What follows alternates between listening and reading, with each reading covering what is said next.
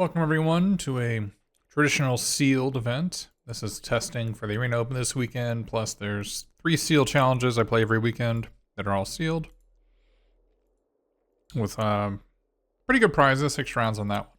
So I think the sealed is significantly different than draft. So I think it's useful to go through that. Looks like we're gonna be green, blue, black. From looking at these rares that we opened.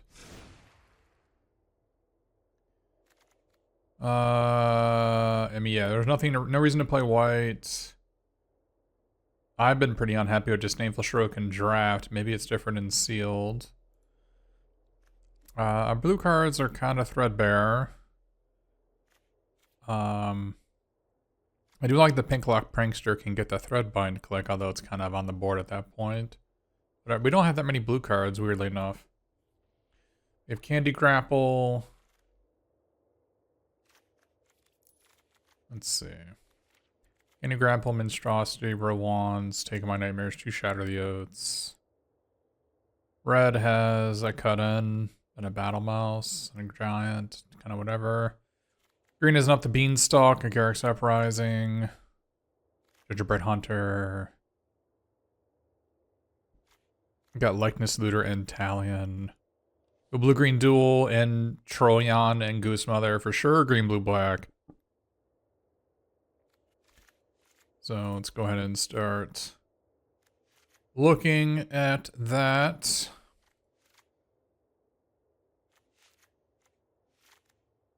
I don't know how good Likeness Looter is. I haven't seen it yet. Don't know about Up the Beanstalk yet. I don't know what our... I think if you have 5 drops, it's probably worth playing. Same with Garrick's Uprising. I think the magic number is 5. If you have at least 5 4-power creatures, you can run it. I don't think we're gonna have 5 4-power creatures. Okay, Sweet Tooth Witch.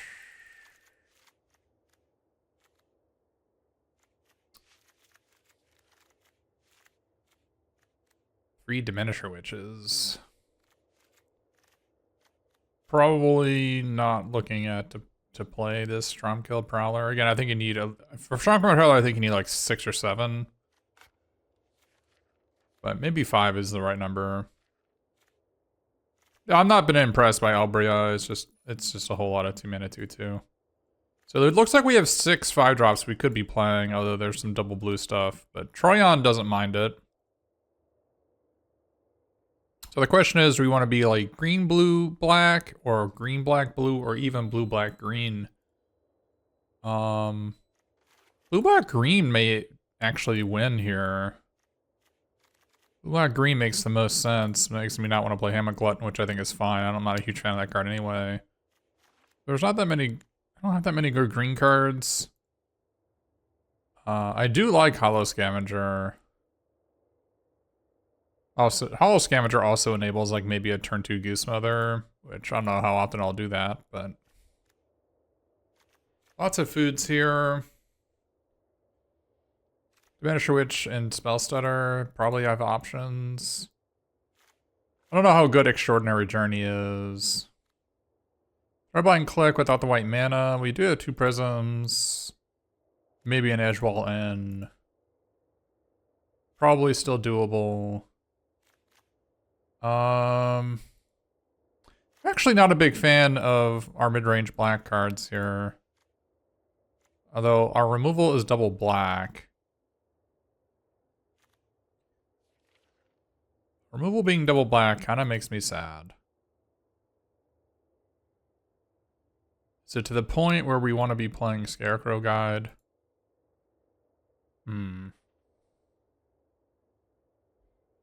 We could play like Territorial Witchstalker and Verdant Outrider for some early game. I don't know about this Pick Lock Prankster and this Sleight of Hand. They could definitely go.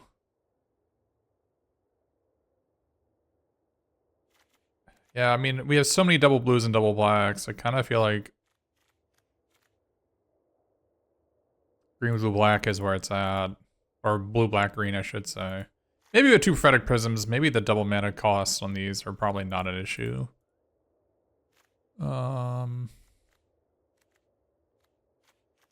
Maybe that's true. Maybe that's true. I don't mind Sweet Tooth Witch. I don't mind Rowan. Rowan's Grim Search is probably useful because we don't have any draw twos in our deck. We just have Goose Mother and maybe Extraordinary Journey. When you have a bunch of removal and 5 drops terminates, you definitely want to get some draw twos in your deck. The alternative is we could run, I don't know about Collector's Vault. Collector's Vault is a card that like feels bad when your opponent has it and you just don't have a board and your opponent can use it every turn, but I don't know. I've already got Troyan for a looter, and I've got Likeness Looter, so I feel like I'm not really lacking in that sort of effect.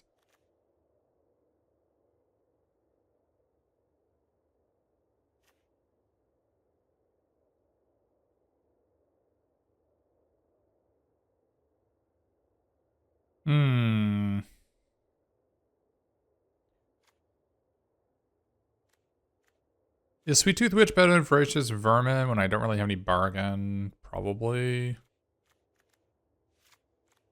So now we can play like we can play the Monstrosities, or I guess we can play Stromkilled Prowler Spellstutter. Could be reasonable.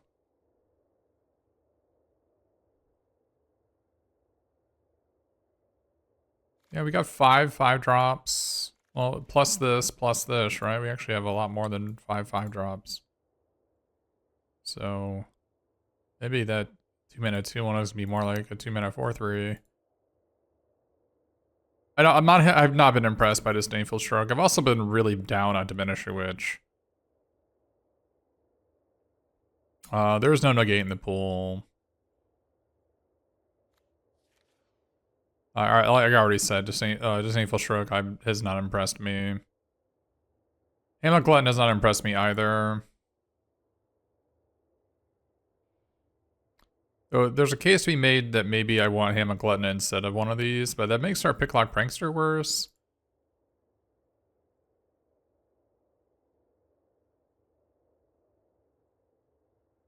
This looks okay. For Picklock Prankster, whatever it hits, we got 1, 2, 3, 4, 5, 6, 7. Oh, we can find Talion. Okay, we should definitely play it.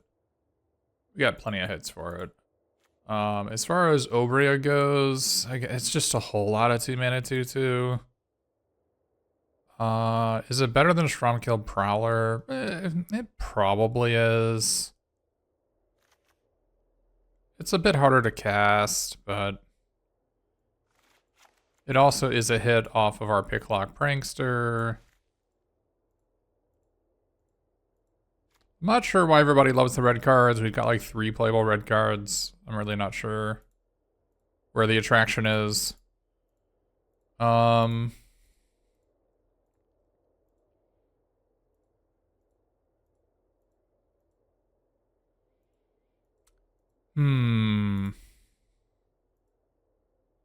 than that, everything looks okay. I like that we have a blue-green dual land and an Edgewall End and 2 prisms. I've been pretty unimpressed with the vault, and I've already got 2 looters, so feels like I'm not really lacking in that sort of effect.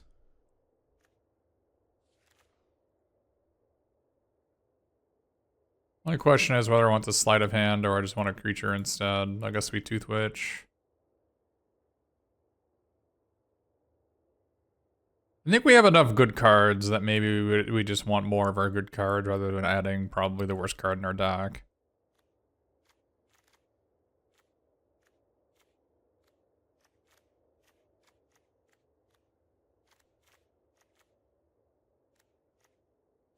I think Hollow Scavenger is better than Sweet Tooth Witch. They're kind of similar. They're both 3/2s for 3 that make a food.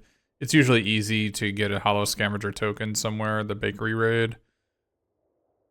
And I think a 3/2 with the possibility of +2/+2 is better than the possibility of of burning your opponent for 2 on your foods.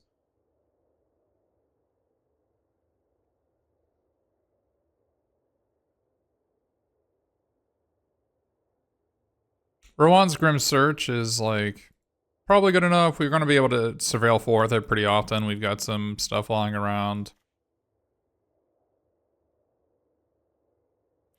I'm kind of concerned about only 6 swamps for these 3 double black cards, but considering I have 2 prophetic prisms and an edgewall in, so it's actually like kind of like 9 sources of black. It's still not a whole lot.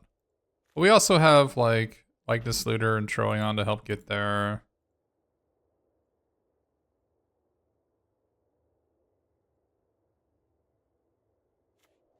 Yeah, I mean, Scarecrow Guide is a whole lot of 2 mana 2/1. Don't think it's necessarily better than any of the cards we have. I think if we didn't have the 2 Prophetic Prisms, it would probably make more sense, but there's maybe a case we made to take out both Hollow Scavengers for like a Sweet Tooth Witch and either a Monstrosity or a Voracious Vermin or Dismember this Witch just to be more of like a blue-black deck instead of green.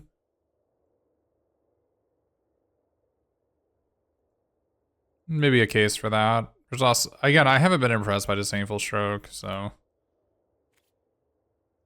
I think there's a lot of incentive to tap out in this format, so leaving open 2 mana is, for the possibility of interacting with your opponent, is maybe not where you want to be.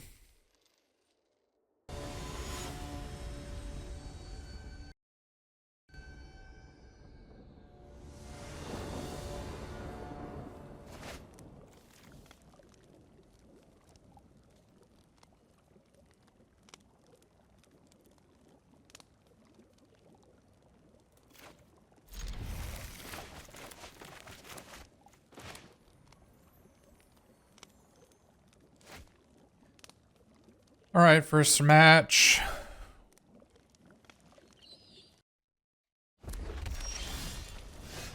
And turn 1, sleight of hand. I don't know what we're looking for exactly. A second swamp seems okay. Don't think we need another 5-drop.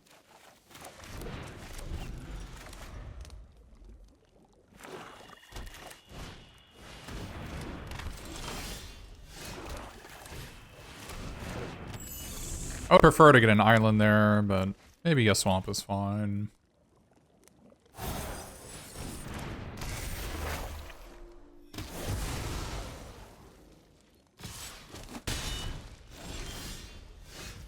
Alright, so now we should probably draw 2, looking for an island, right?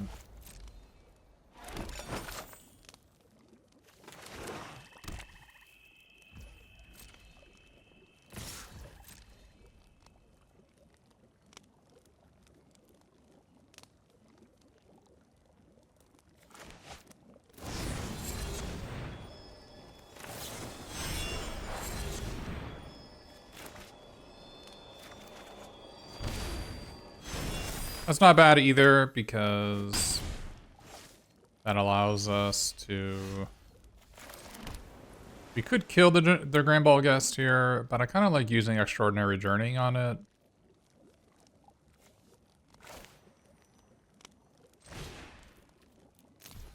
Because they already have a Grabby Giant over here, that I'll draw a card if they try to play that one too.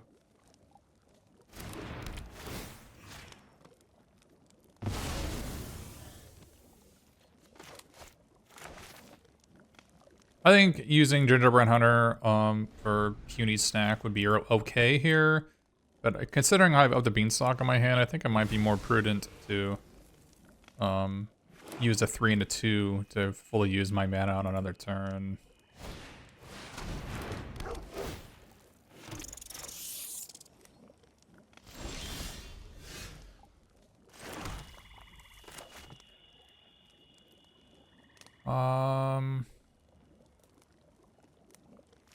So we can play Gingerbread Hunter, or we can play Shatter the Oath. I kind of like Shatter the Oath here.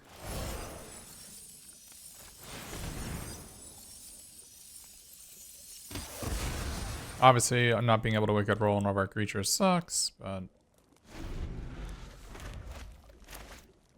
We got plays for the next couple of turns, and maybe our opponent will play some cards from the exile so we can draw more cards. Okay.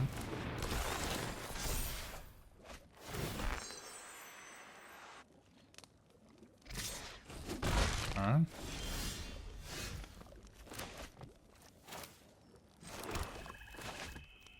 Interesting here.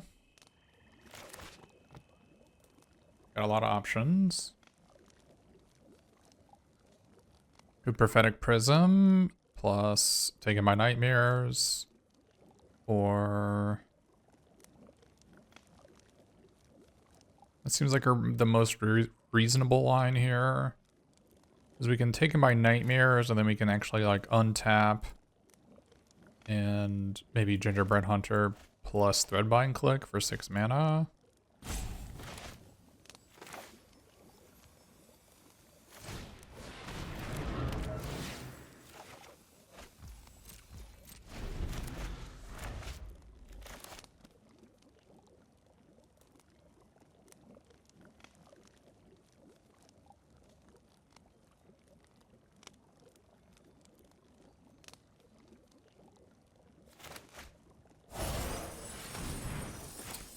Dangerous play from our opponent. Because this normally doesn't have a target. This normally doesn't have a target, but it gains a target when you play it in that mode. And if you kill the creature in response, they don't get the discard draw. Very dangerous play.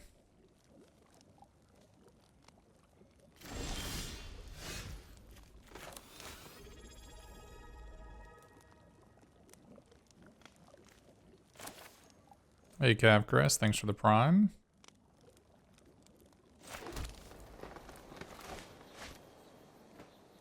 How do we want to do this?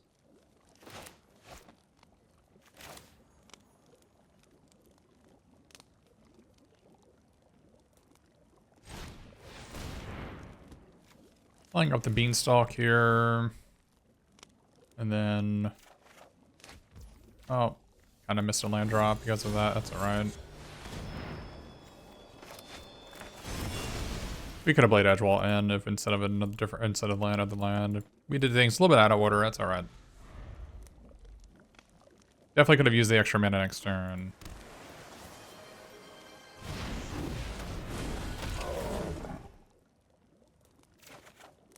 Another tap land. Truly punishing that we don't have the mana this next turn. We can't play Arthur at Threadbind Click and Gingerbread. Kind of sad about it, actually.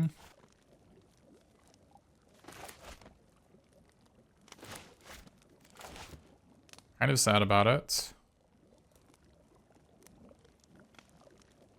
We might still be able to draw a land here. Worst case scenario, we can just gain 3 life if our opponent has a Terminate for this.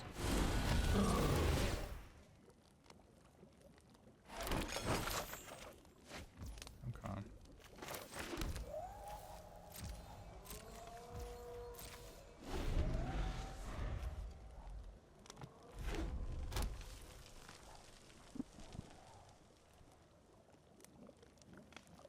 They have Shatter the Oath. We can't play it.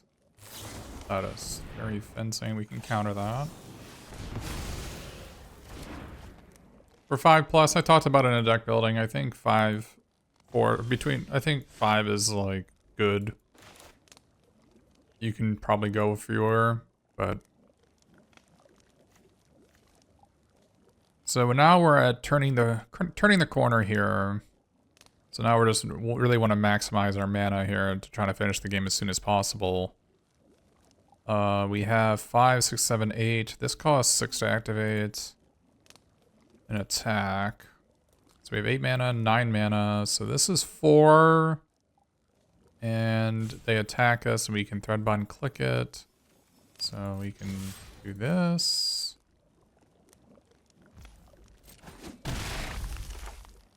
Use Bakery Raid. Play that. Okay, it's reasonable.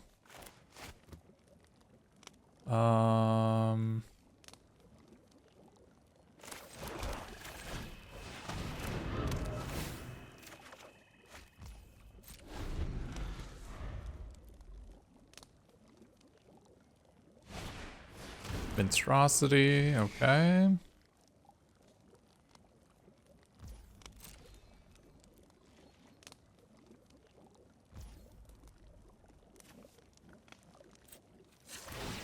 What's gonna gain a little bit of life here just in case. I don't think anything truly bad can happen to us, but... Okay, how are we gonna go forward now? Well, we could shatter the oath on this grabby giant and put the wicked roll on our gingerbread hunter, putting our opponent on a 2-turn clock.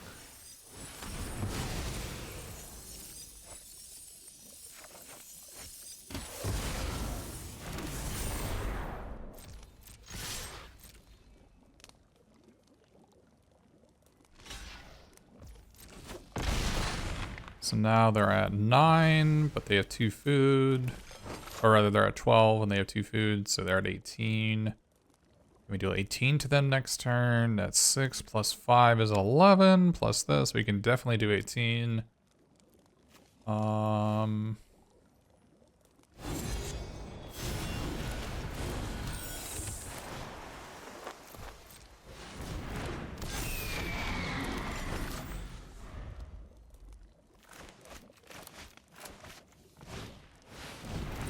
Johan, not a bad draw for our opponent, but they need a little bit more time to be able to utilize that to its fullest.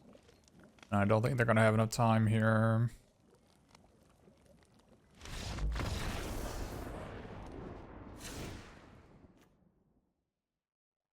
All right. So, we drew a lot of cards that game. Amulet Glutton seems like it could be good against them, considering I didn't really see any removal from them. So Amulet Glutton could in theory be better than a Shadow the Oath.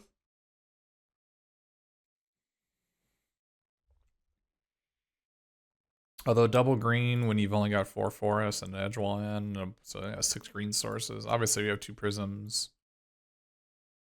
But overall, I'm kind of satisfied with how our deck performed that game. Snare Master Sprite is maybe a possibility. They have Monstrosity, which is a trade up for us. Though I don't know what I'd take out for it.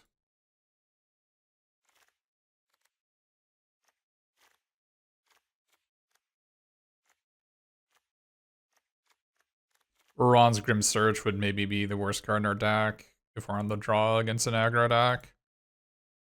They have that 2/5 Johan, which could get away with the game.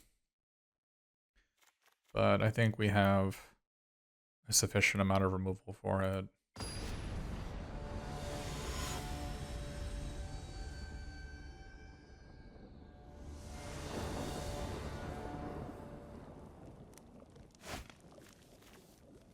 Decent opener here.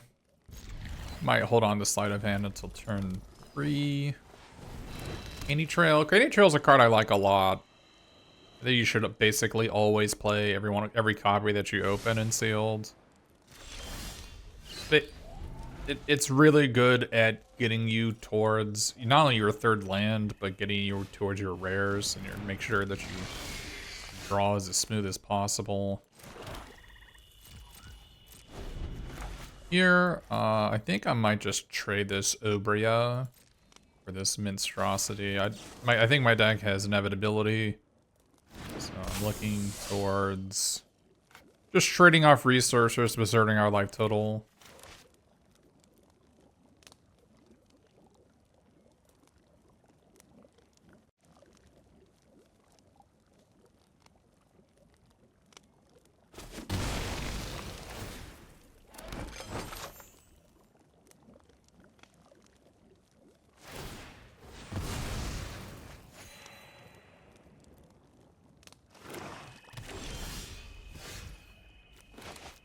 So here we could play Prophetic Prism and Sleight of Hand, but I think playing Likeness Looter is more in line.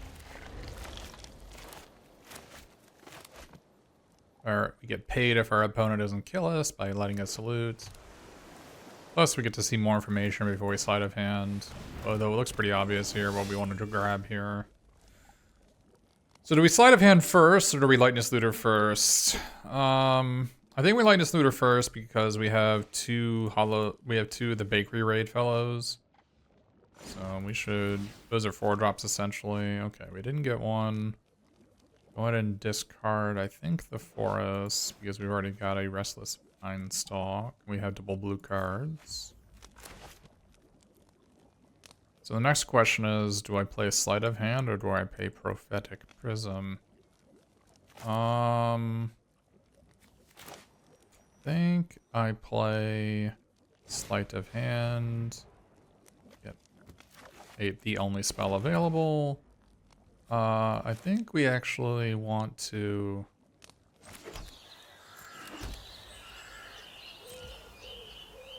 use this to gain probably 4 life here. Oh, we don't have blue mana. Oh, mistakes were made. That's alright.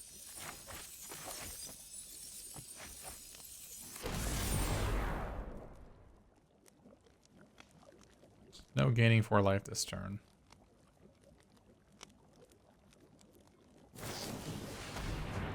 Oof.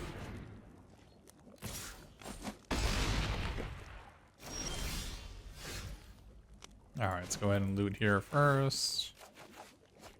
Troyan.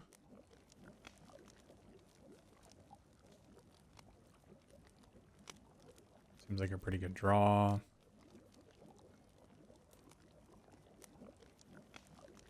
Do we want to discard the prism? I think we actually want to discard the prism here. Discard the prism and play Troyan.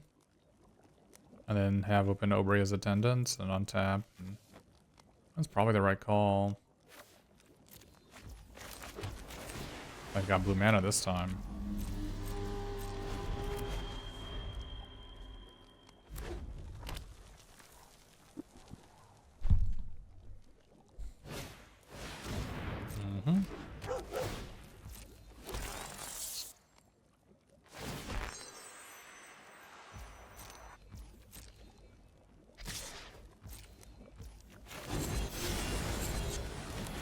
Yeah, we should have the prism in play last turn with that 2 extra mana. It sucks that we didn't do that. That's alright.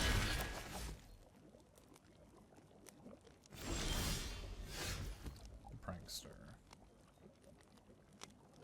The prankster, you say.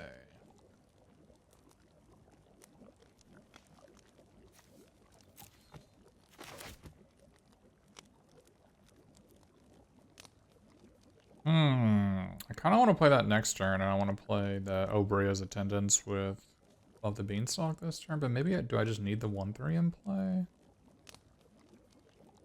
I don't think so.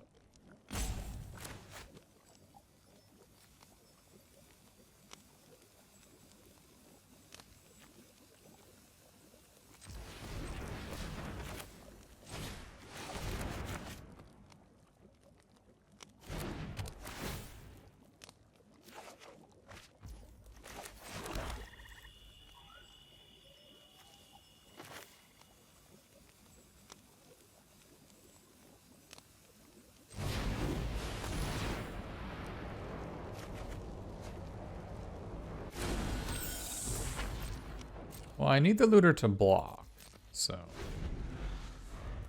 using it is probably not the right call when blocking is on the agenda.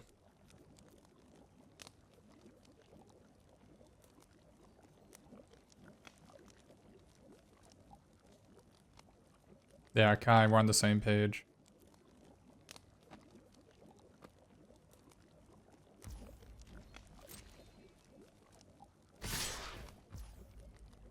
I guess we can double block this one.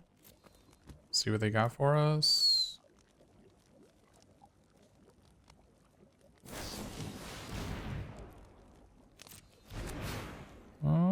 It's a lot of damage.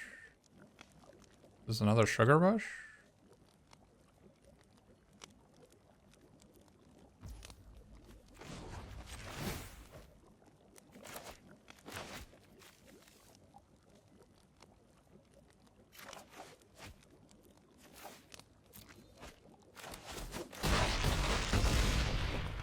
We're at 2 life, essentially.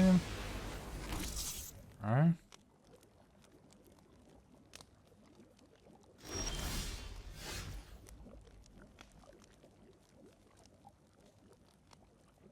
So I guess we can do this to get rid of their 3 creatures. We require 8 mana, which we do have.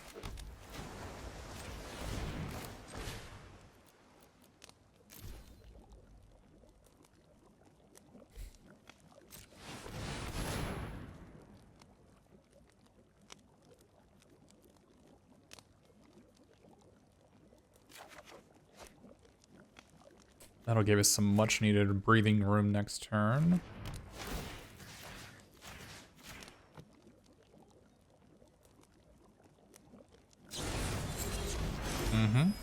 That's okay.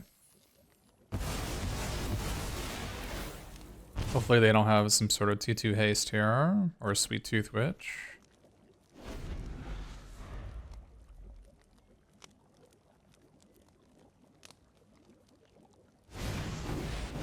Or a 4/4 haste in this case. Got me good. GG.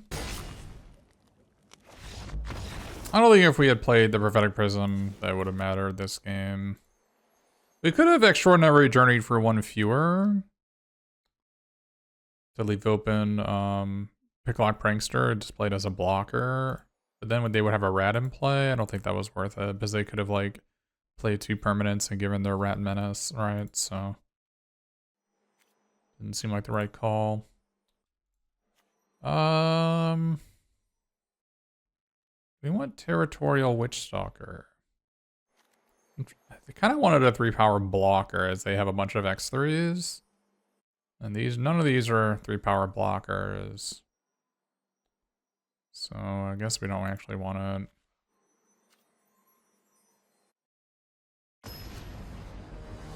You would have had the 5/5 do this turn and go play that instead and got a food.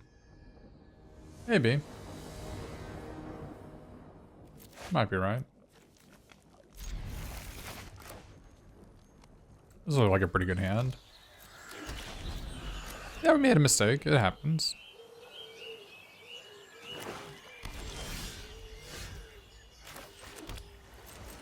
Guess we hold on to our sleight of hand. I think we can actually play it on turn 5 relatively easily.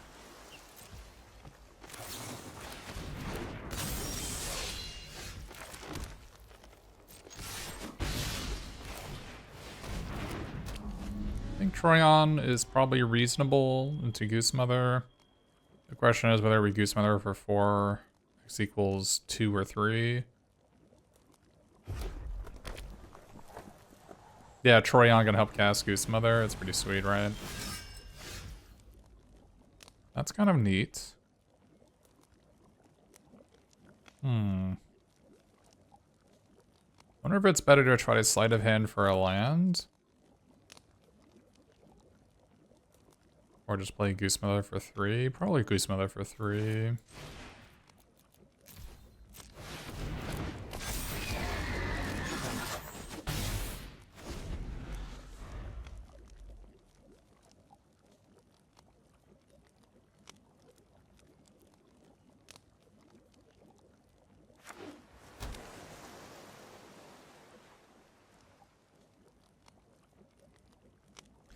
There's there's some deal 4s in the format. 4-mana deal 4s. So out common, so having 5 toughness is kind of a big deal.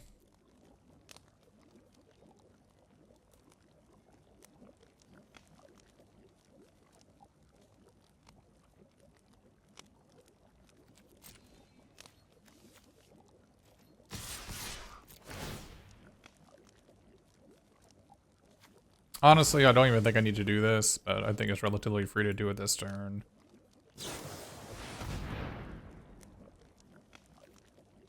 Okay.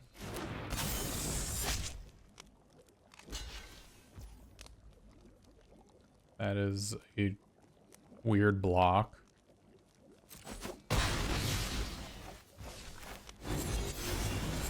Let's kill their only offense in play.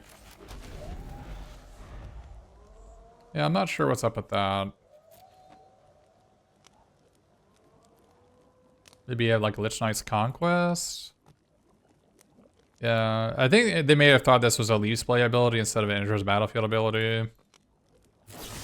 But maybe they thought it had like quasi-death touch.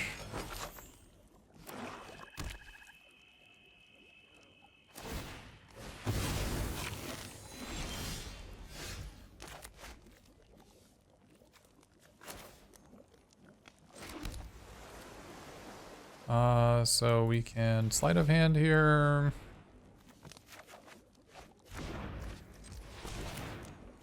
Bakery raid. And cast our Gingerbread Hunter. And attack for 2. Yeah, it was probably maybe their first time playing with the card. The card certainly reads better than it plays. I think if the card costs 3 mana, it would probably be really, really good. But the fact that it costs 4 makes it a bit troubling.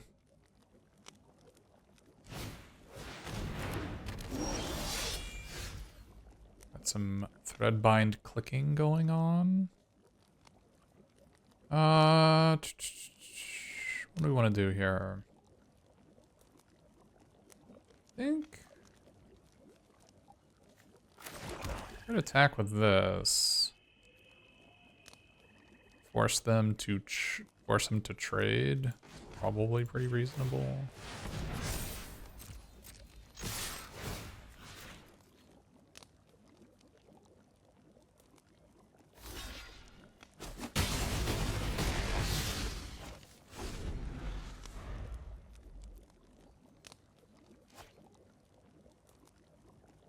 Get a Spectre of Mortality too. Maybe that's a reason to block.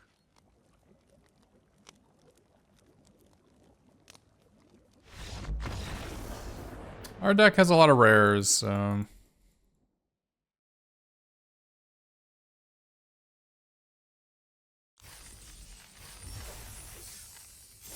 This is certainly the best seal deck I've opened. I've opened 3 so far. This is by far and away the best one we've opened. From that game, it looked like Sleight of Hand was kind of medium, and Into the Fake Court was medium. But I think Into the Fake Court was only medium because we had an Extraordinary Journey and Of the Beanstalk. I don't think that means we shouldn't play it. There's maybe a case, there's probably a case to be playing Sweet Tooth Witch or Minstrosity over one of those cards I just mentioned.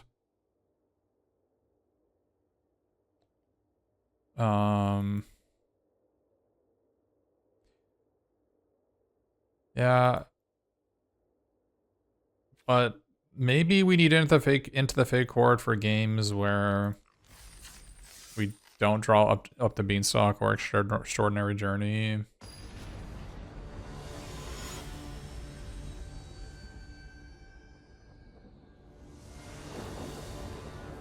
Well, I mean, Universe Beyond stuff, or the the extra card the fake card that is in the set. Even though they may have been rares in their original set, they certainly are not actually rares, right? The stuff like Ground Seal. Ground Seal is a 1 and a green enchantment that makes graveyards untargetable when you draw a card. Like, the card is certainly fine, but not a rare, even though it was originally printed as a rare.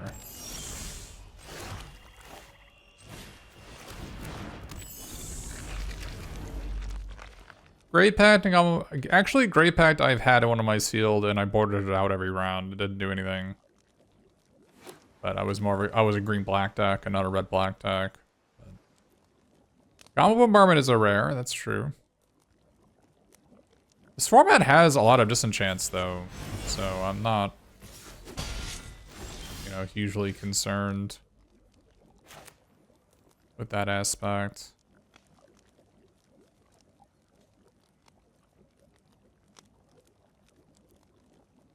I think I'm much more likely to spell stutter a 5-drop than a 4-drop.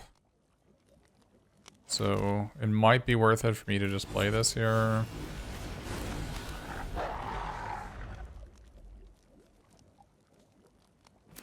The one on a white, Blind Obedience. I'm not sure how good that card is. Well, I'm regretting my choice. My opponent had a 4-mana rare that I really would have liked to have countered. It has Ward 1.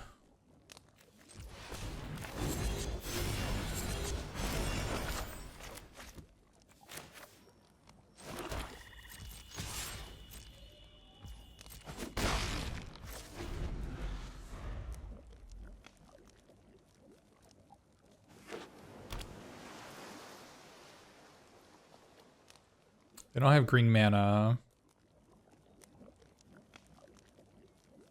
Blind Obedience? Yeah, I didn't think it was that good, but I believe you if you say it is.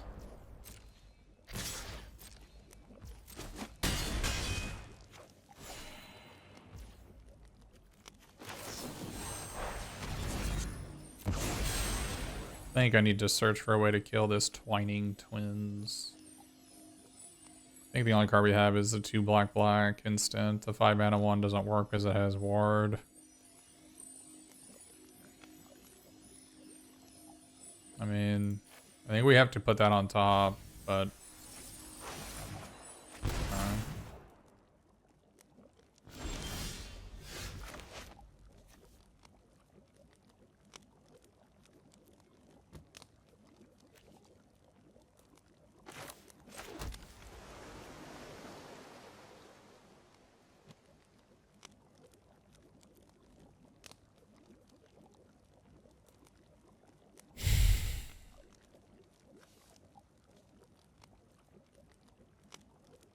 Do we have to play the Picklock Prankster here?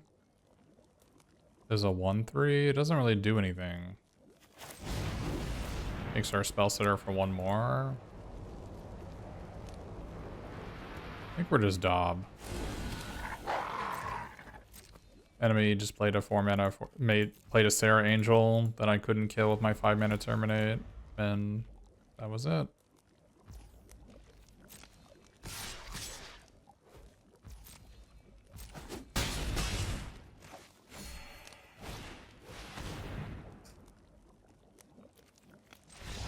I would either not show them I have Shatter the Oath or Picklock Prankster.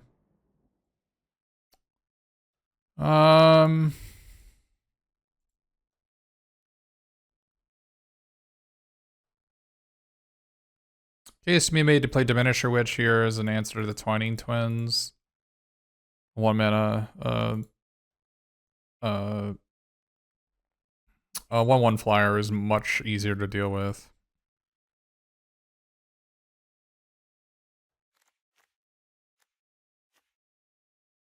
Also, Threadbind Click is maybe not good here. Because the Twining Twins has Vigilance. The case made for maybe Disdainful Stroke instead of Diminisher Witch. But I'm actually gonna play Diminisher Witch here. I don't think it's particularly good. I have a lot. I have 5 Diminisher Witches. That's a lot. The Obria seems bad because they have a bunch of 1/3 flyers. So maybe I cut that one instead.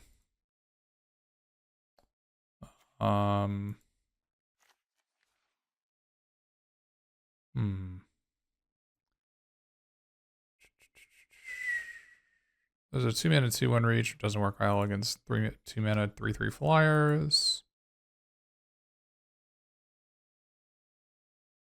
Do I want another Diminisher Witch? Probably not. I think the card's pretty mediocre, so maybe Obria's Attendance I could cut. It's a 5-mana 3/4s as flyers, maybe not good enough. But although I don't like removing targets for Picklock Prankster, although the case could be made to just cut Picklock Prankster. That is probably the thing we should have done as opposed to anything else. Just cut the Prankster for another Diminisher Witch. Because the 1/3 flyer is not particularly potent against 1/3 Fire Breather flyers from the opponent.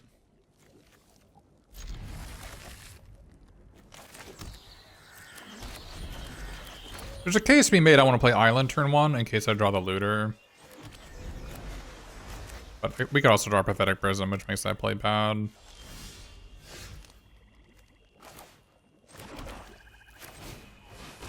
Don't know you, Rob.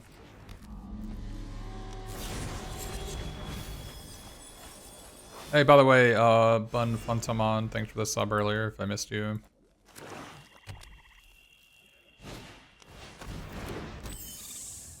Excellent.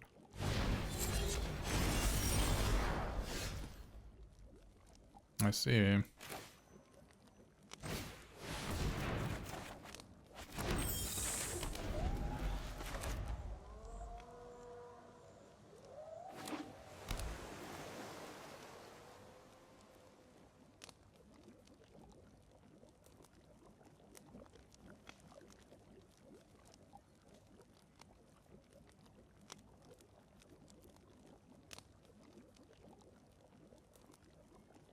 I mean, I guess, E-Rob, the answer you're looking for is MTG Arena. I mean, as imperfect as MTG Arena is, it's certainly brought a lot more new blood to the game, which the game definitely desperately needed.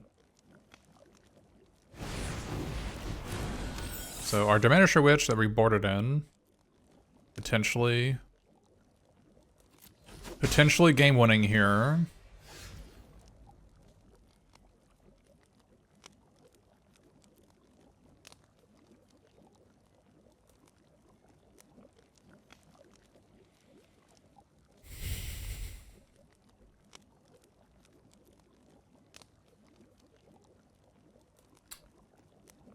We want to play the Goose Mother.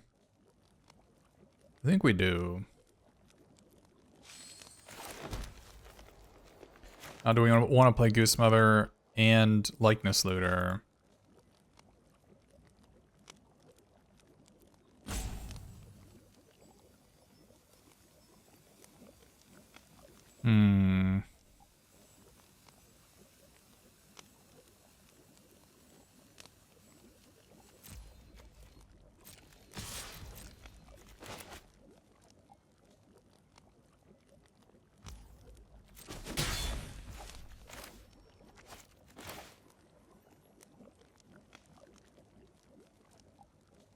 I guess making this slightly bigger would make it out of Candy Grapple range. Also gives me an additional food.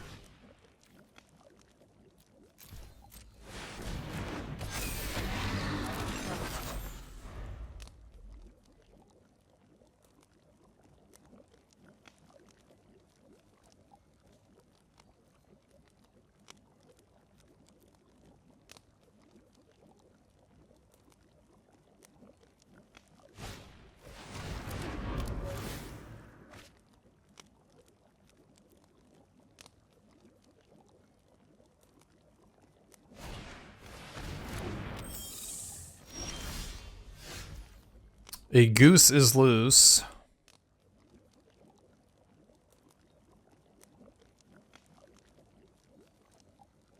A goose of a variety is loose. Thing is, they have a bunch of life linkers, so racing them is perhaps not on the agenda.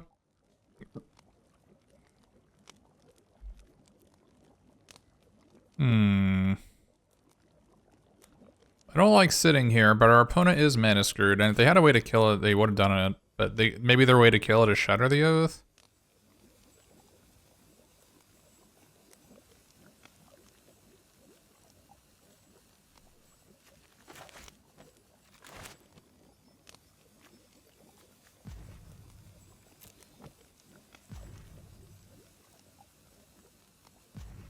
There may be a case to be made to just play. I think there is a case to be made to just play our cards out, and so we can start attacking them. Although Talion's a reasonable blocker as well, but it doesn't let us use our Troion this turn very well. So I guess Talion on 2 would be reasonable here. We can make 2 foods. Or we can play our flyer. I think maybe this is better. Wait, what? Oh, okay. Oh, we don't have to. Do we not 2 black? It's alright.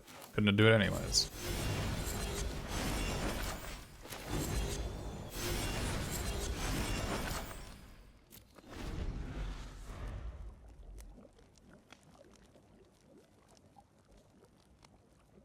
Stallion on 2 or 3 is typically where you want to be. Either number hits every card. I mean, it doesn't hit the quick study, but it will hit whatever card they play afterwards.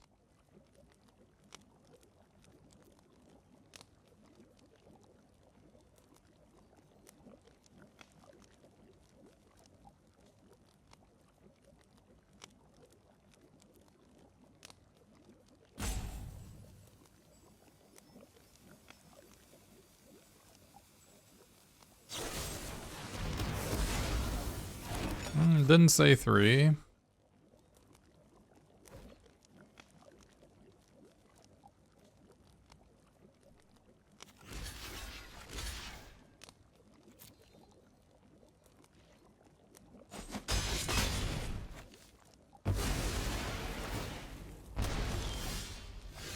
Alright, don't have double black.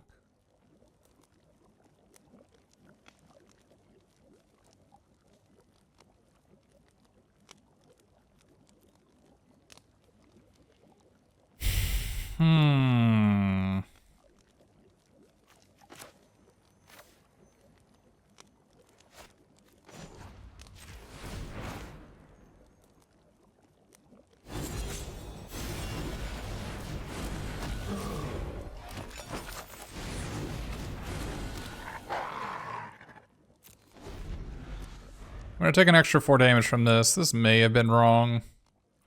Another line we could have done is Likeness Looter plus Diminisher Witch and pay for the ward.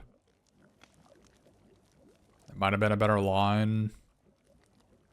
I do like starting putting pressure on our opponent.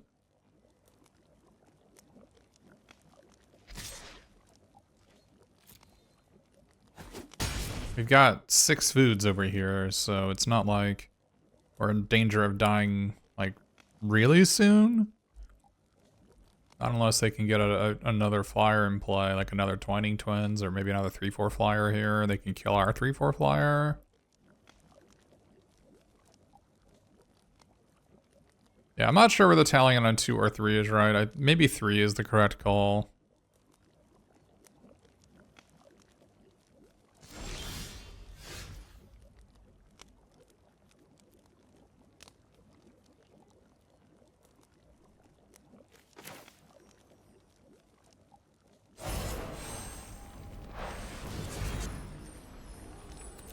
Do we need to play our land? Play around Spell Stutter? They could still Spell Stutter us, but then we can hit something else.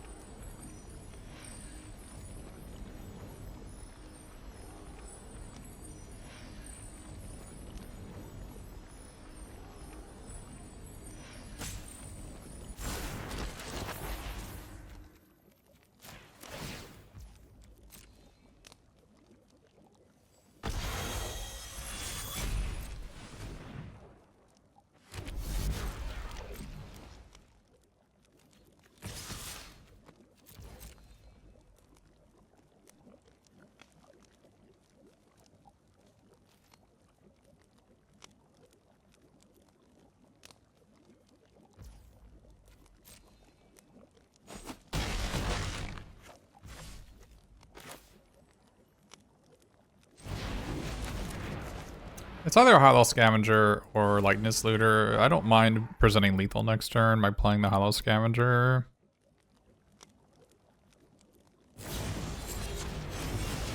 Okay.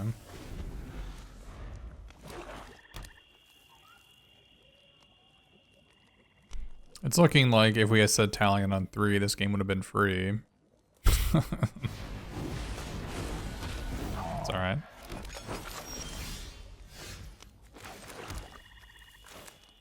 You get to scry 2 here.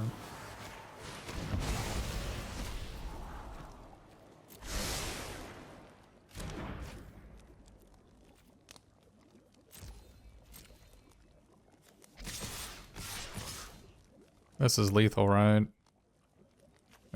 they had to block something here. I guess I could have attacked my Troyan as well.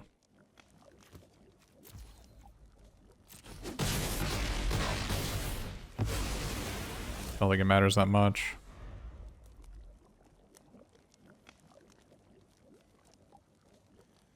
Yeah, the Diminisher Witch I think was pretty good.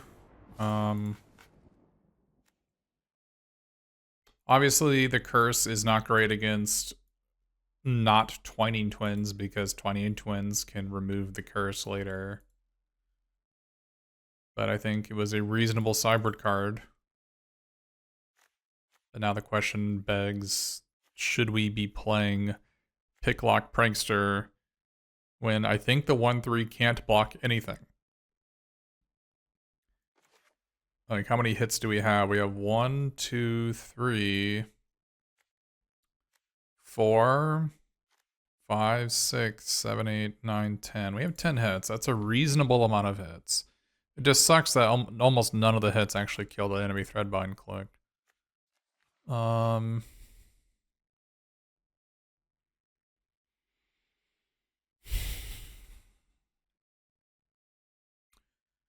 Yeah, they have a bunch of 2/4 X4 flyers. Dealing with X4 flyers is challenging. They can put wicked rolls on their 1/3 flying lifelinkers. So like what are we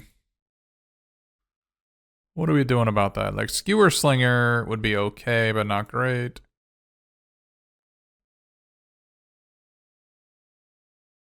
Disdainful Stroke, I just don't know. I think like we're mostly a tap out deck, so I'm not sure Disdainful Stroke is really where we want to be.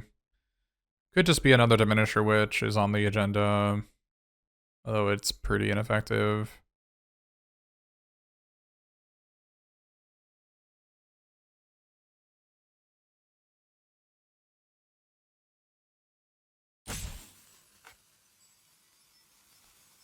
Maybe Light Blades?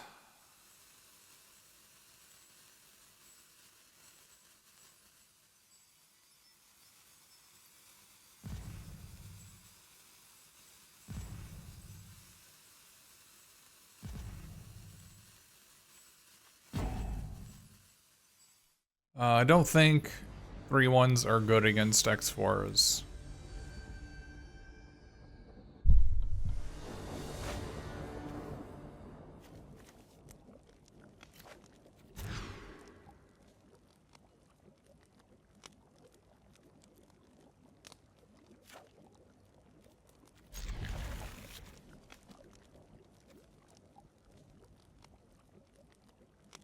Do I take out Hollow Scavenger or do I take out Spell Stutter? I think maybe I actually take out Spell Stutter. I'm gonna be tapping out the whole game.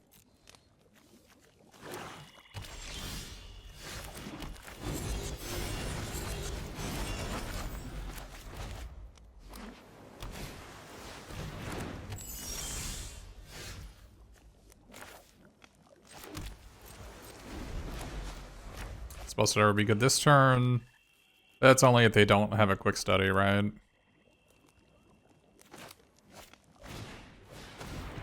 Like, it would have been good here. It would have been excellent here.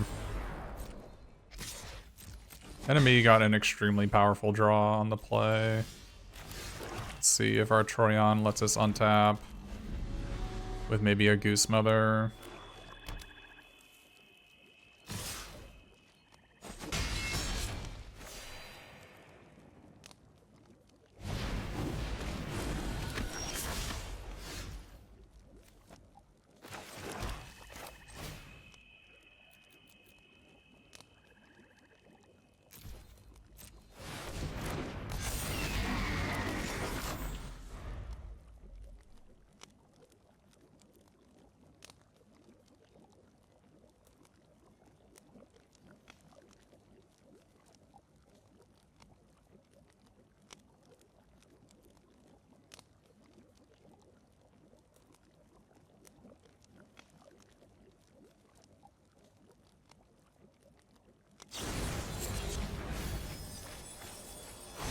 A miss. That's good to see.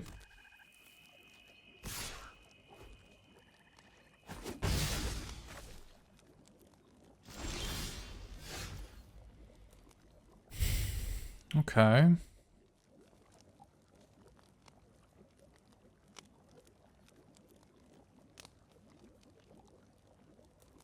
Doesn't seem bad here.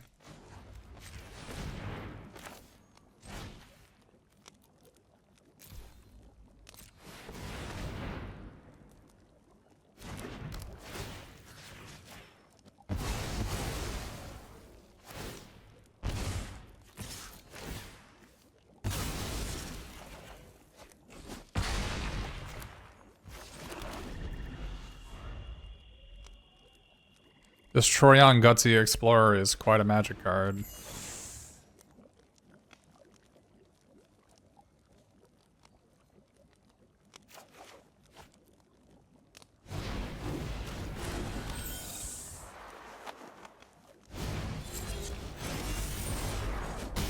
It's a lot of conceited witches.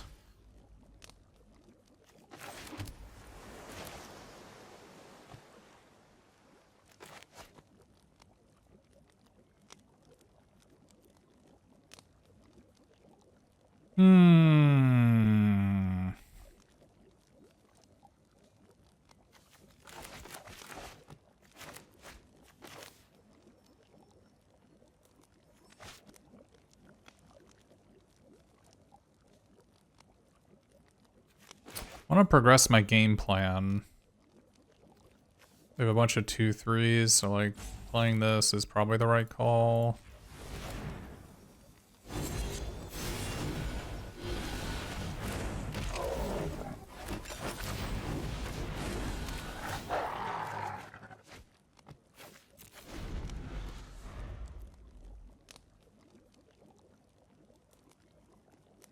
Our -2/-2 seems ineffective against our opponent's deck.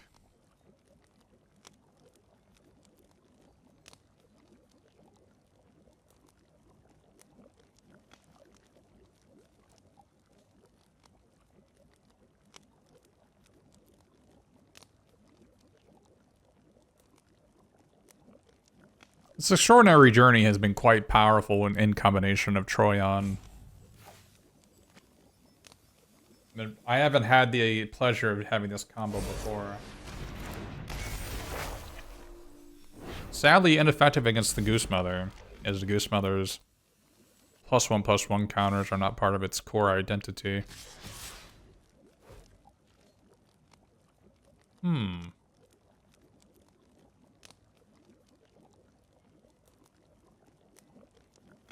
So they have a Candy Grapple?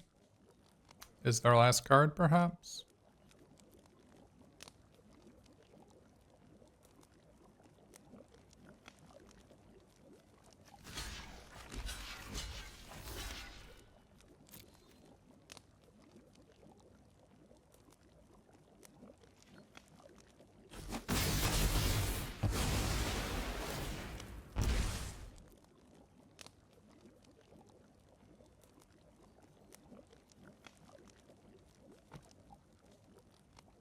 This does only trigger once per turn, yep.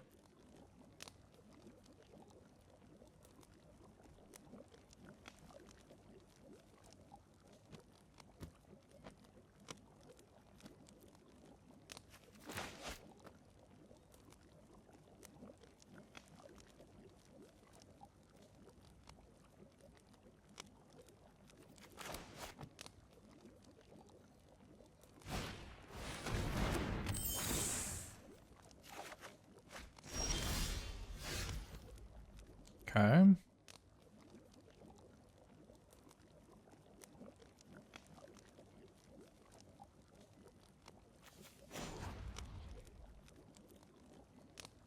How can we do this?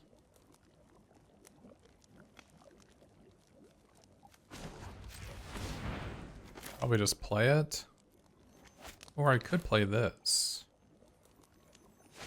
Oh, let's play this.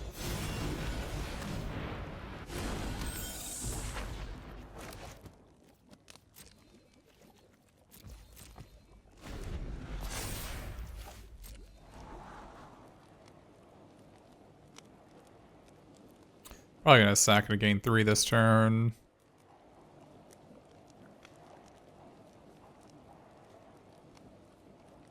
We could, in theory, have played Prophetic Prism or up the Beanstalk, and if we drew an untapped land, that'd be pretty good. But I don't think there's a real reason in this sort of position to just risk losing the game over such a play, right?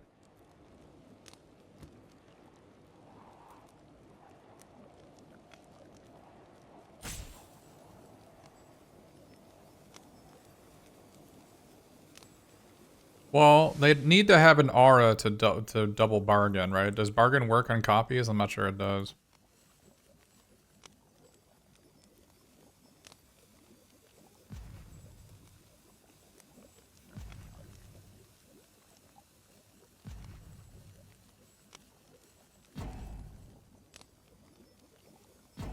I think the copy is -3/-3, right? So they can't kill both my guys. Plus, they would still need to have something to bargain away, which they don't have. Yeah, but the copied Candy Grapple wasn't bargained, right?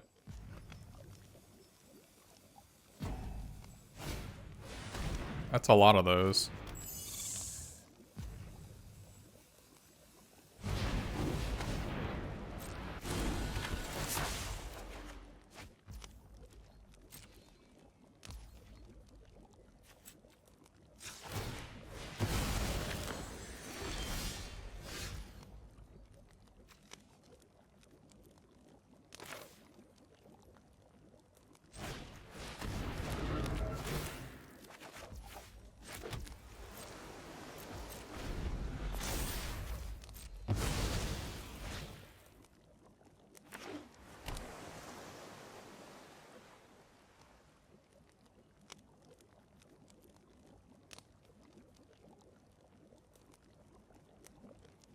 Are these cards good? I haven't played against them very much. They seem like okay in their opponent's deck. They seem to have a lot of ways to put wicked rolls on them. Hard to raise a 2/4 lifelinker.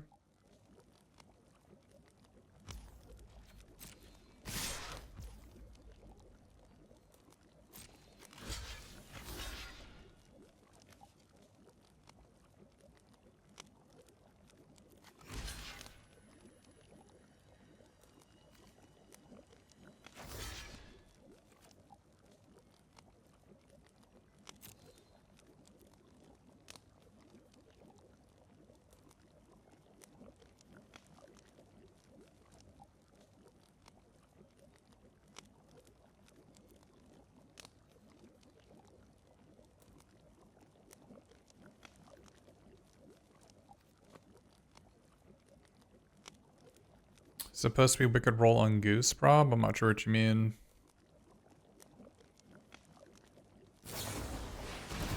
Ah, Fairy Fencing was the card. Oh, Fairy Fencing works with Godwic's first duel. That's really cool. So that's what they had to not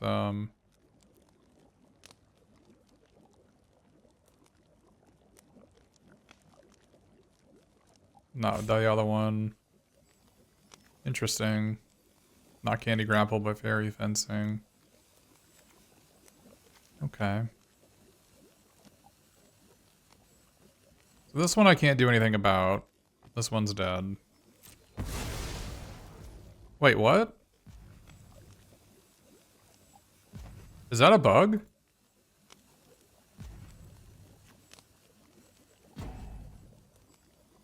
I think that's a bug, right?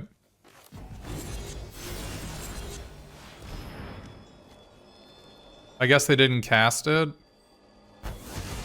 That feels like a bug. If it's not a bug, I mean, good for that sucks.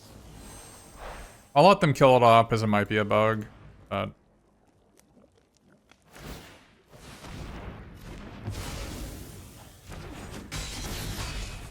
obviously it was better for me to save my 3/4 flyer, but I'll let them kill off in case it was a bug.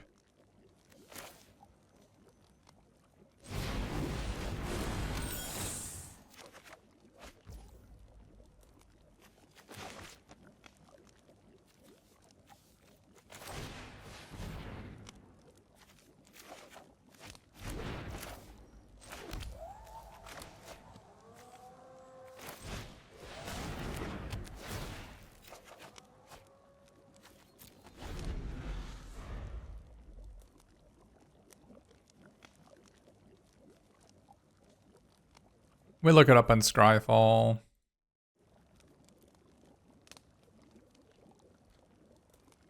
Yeah, because they didn't cast it. Yeah, I don't see the ruling for it. Maybe somebody can look in the FAQ for it. FAQ for the set. This seems like something that should probably be known.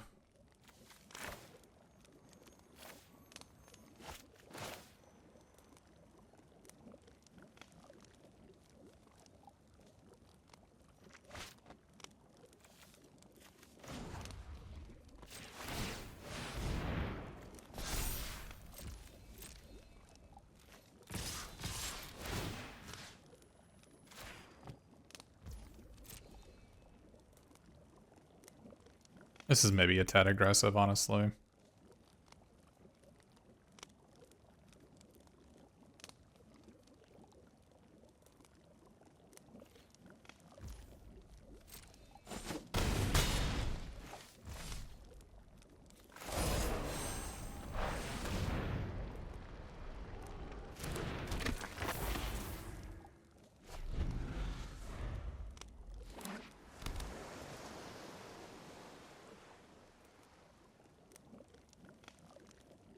It seems weird that they would print a card like Godwick in the set when it doesn't work with Candy Grapple or Fairy Fencing.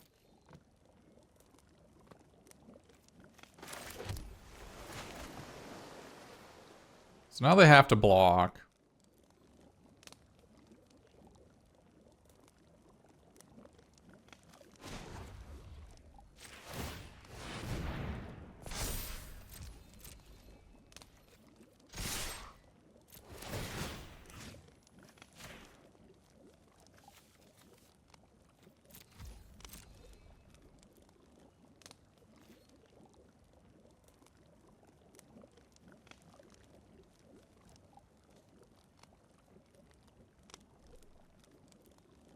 It's very troubling if that's the case. I feel like this could have been worded so that it doesn't do that.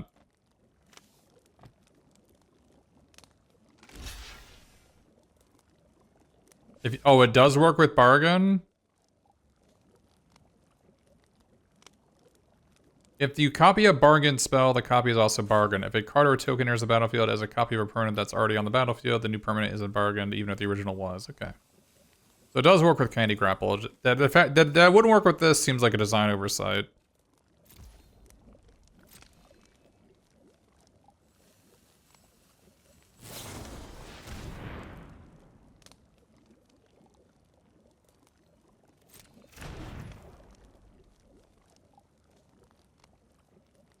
So this is 15, so if I just exile this, they're dead. 3, 6, 9, 15.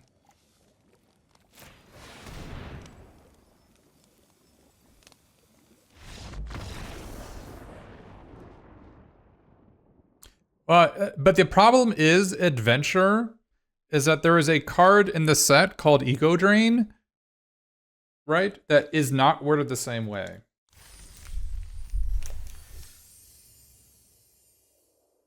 So Ego Drain doesn't say it says target opponent reveals their hand, you choose a non-land card from it. That player discards that card. If you don't control a fairy, exile a card from your hand. So the fact that Ego Drain and Fairy Fencing are both in the set and they work differently, that's bad design, right? That means that somebody missed it in the card file.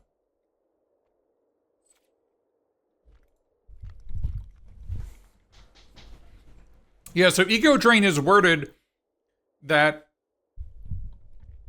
Ego Drain is worded so that if you kill a fairy in response, they exile a card in their hand, right? That's just a design over it. That's like somebody did a card file pass and missed it.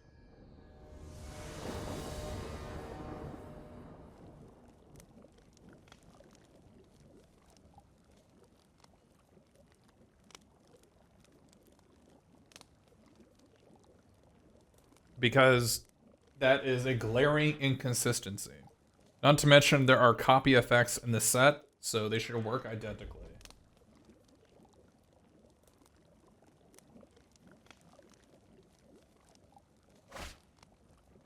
Alright, mulligan. If this was an island, I'd probably keep. Perkalock Prankster or Obria? Probably the Prankster, right? Because I want to say green on the Edgewald end.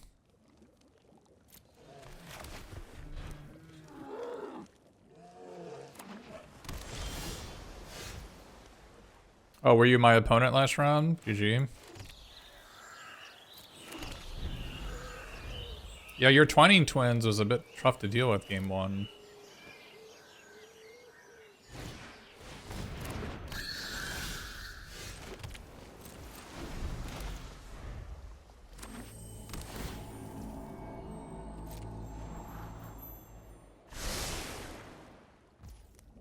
Yeah, I mean, in Sealed, that is the advantage of Sealed, is you get to sideboard, when strategies that go in one direction can sometimes be punished by going in another.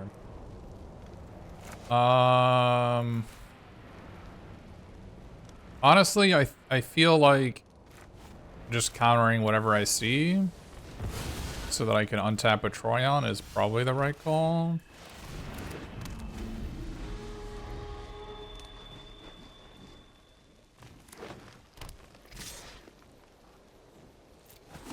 Good attack.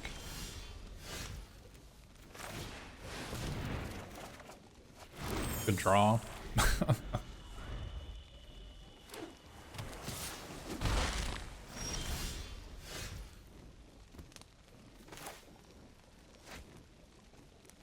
So how do we want to play this?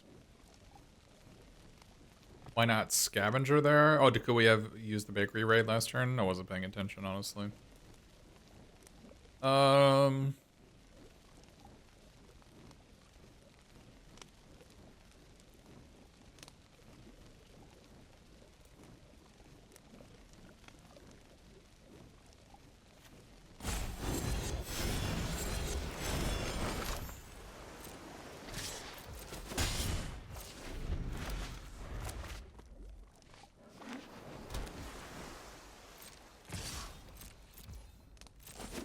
I probably could have blocked there.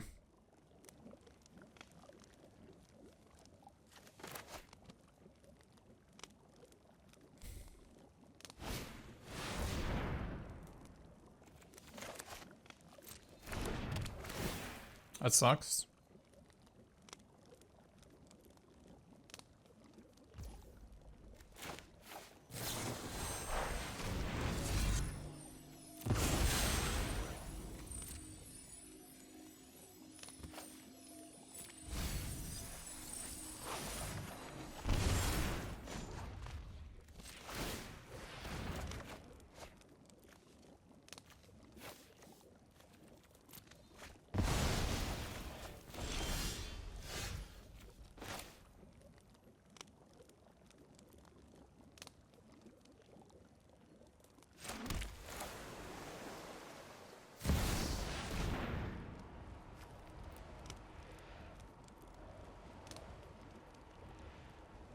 I'm really likely to kill this, probably with the 2-mana card.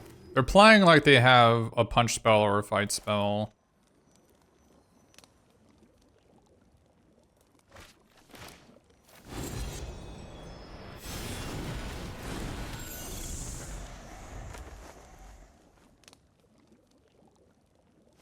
This wasn't particularly effective here. Always 3 easy. This was not particularly effective, because all it did is get rid of my Troyan. Like, it was fine. But...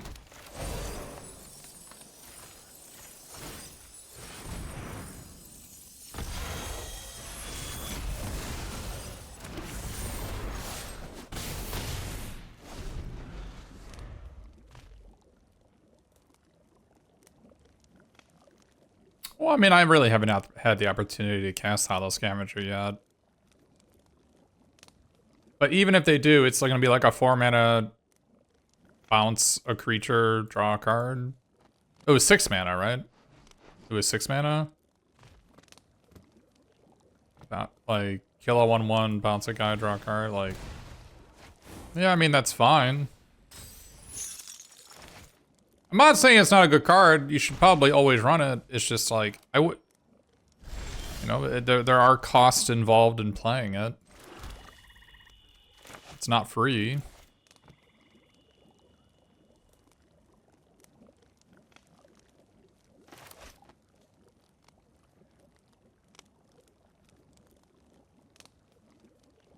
Do I think they have Threadbind click? They would have used it when I was tapped out, right? So they don't have it. Deciding whether I want to play both of these here. Probably don't.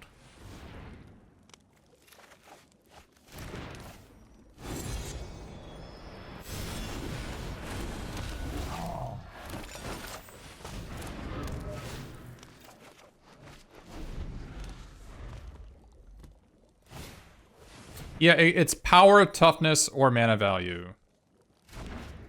So that hits, like 2 or 3 hits a majority of cards.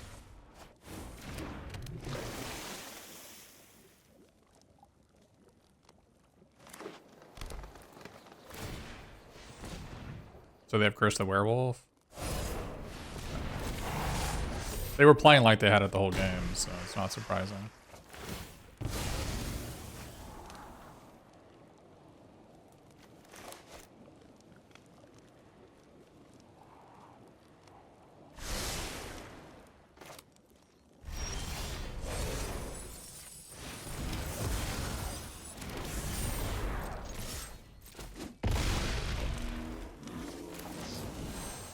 I might as well just see extra cards from them. There's no reason to kill them here.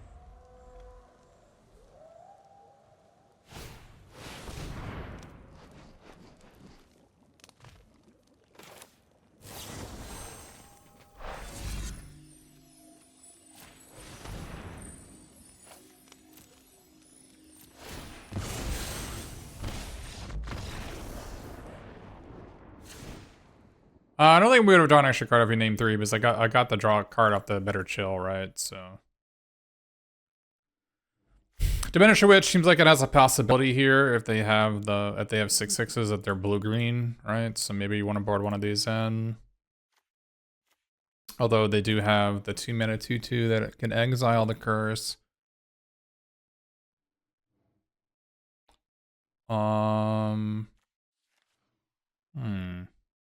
They can also Extraordinary Journey their own card. It's certainly a reason to have Disdainful Stroke in our deck. They have a lot of cards we can counter with this. It seems like a card we want in this matchup. And I think Spellstutter is probably going to be live as well, so I think I want to keep both of them in. Obria's Attendance, I guess it's good. They're going to be in some ground combat, so -4 might be good enough. The Obria Duelist, a 2-mana 2/2 flyer, probably kind of mopey. Kind of already knew that. The question is, do we want Diminisher Witch, and what do we play it over?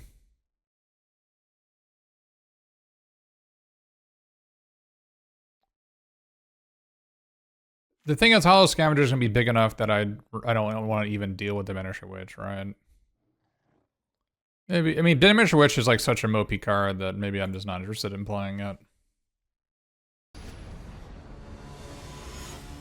I was just threatening. That is true. And maybe I say 10 so they can't Extraordinary Journey for 4.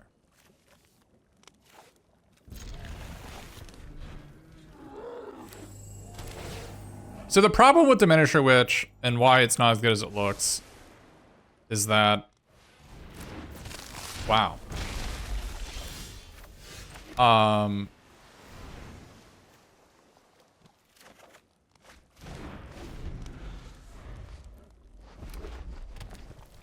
That, you know, you generally want to use it on cards that cost like 4, 5, or 6, but it's a 3-drop.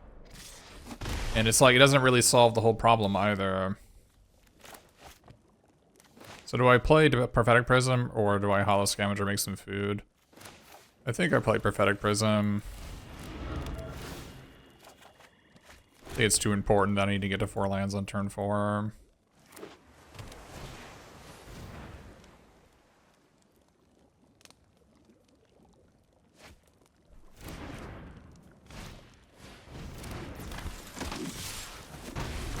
Wow.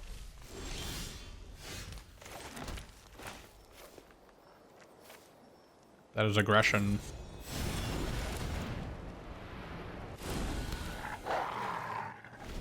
They were a green-blue deck last time, right? That was an aggressive start.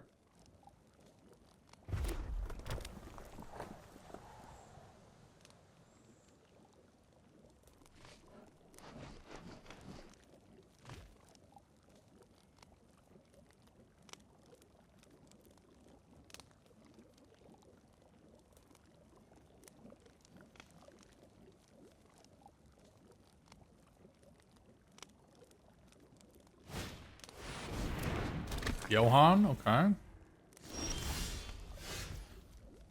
Johan, do we want Johan to be taken by nightmares, or do we want to play Talion? I think Johan has a lot of potential.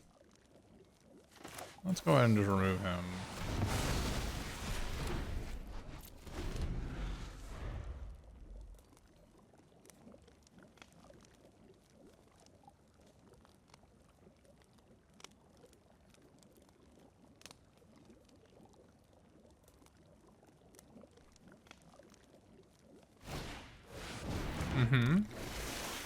One thing that I haven't seen come up yet is that with Merfolk Quarrelsmith is really good with the card Cut In. Because if it's a young hero, then you can constantly pump the power and lower the toughness, so young hero will always give it a +1/+1 counter.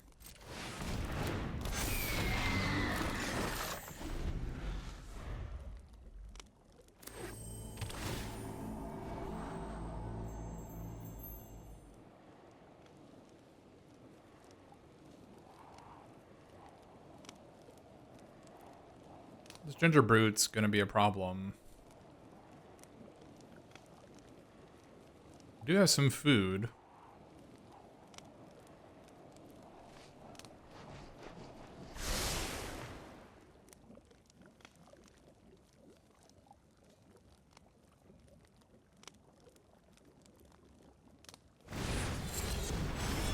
Oh dear.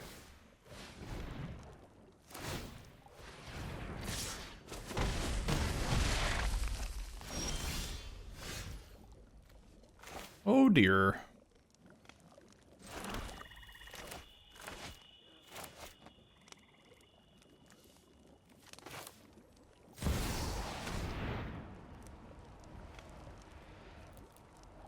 Do we say 4 or do we say 2?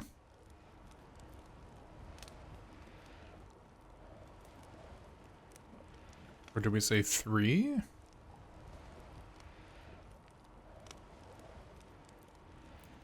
Let's choose 4. Well, the thing is, 4 were already hit their 4/4 that they have.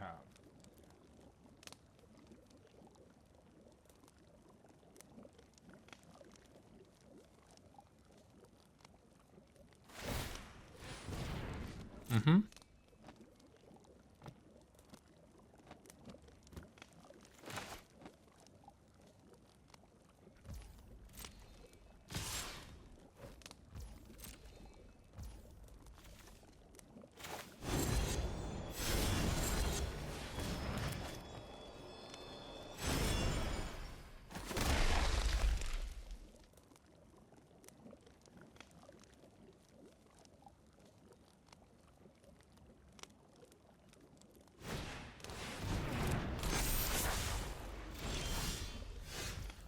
Okay.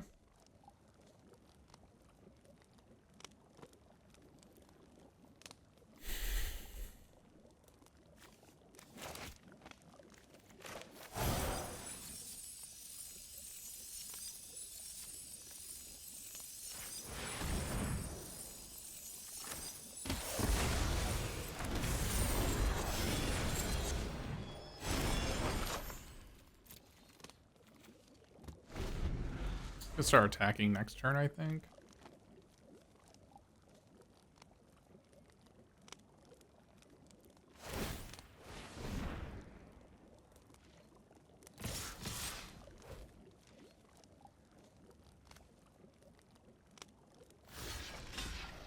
I need something to bargain?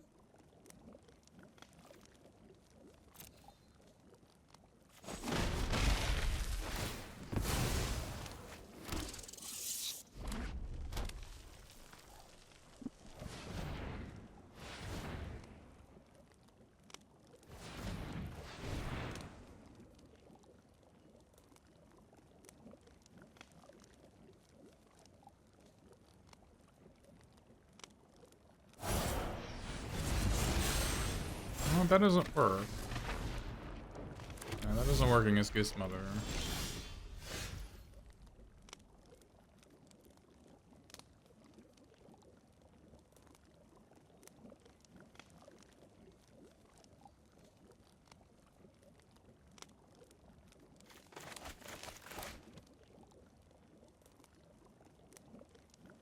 Let's see, we have 6, 7 mana.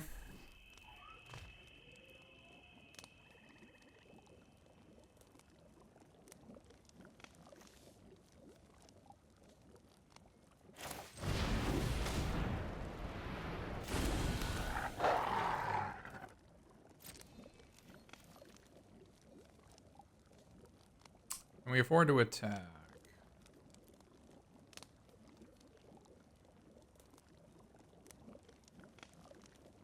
Probably.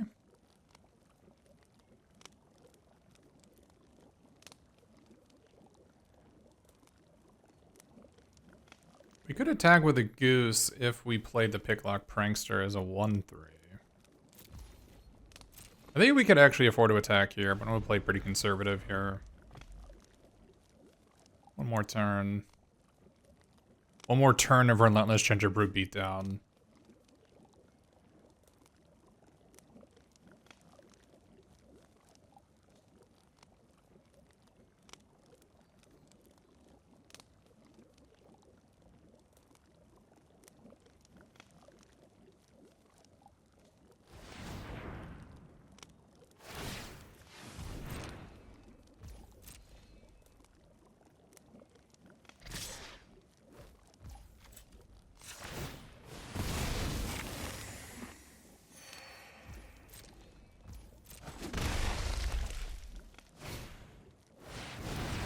Got him. Okay.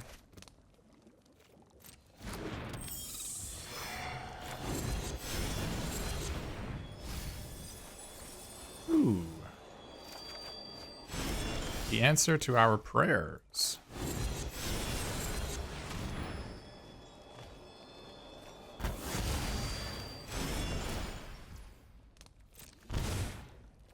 Well, now that the beatdown has ceased,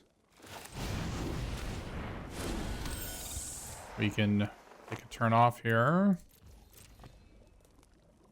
Now that the Gingerbrute menace has been defeated,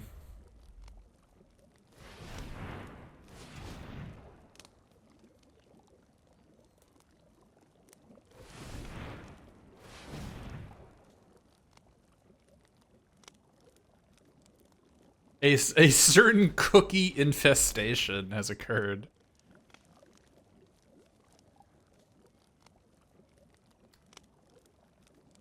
We're gonna gain 3 life here if you're wondering why we didn't play out the Beanstalk. Another one. Okay. That was unexpected. Good thing I have all these untapped blockers and we're getting 3 life.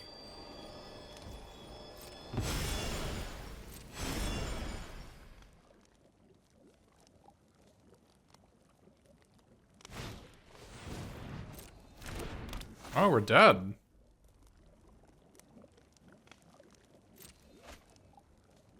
Wow. I didn't think we were actually going to die from this spot. That is impressive. Wow.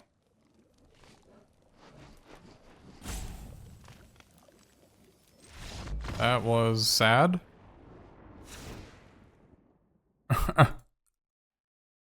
Huh. Yeah, that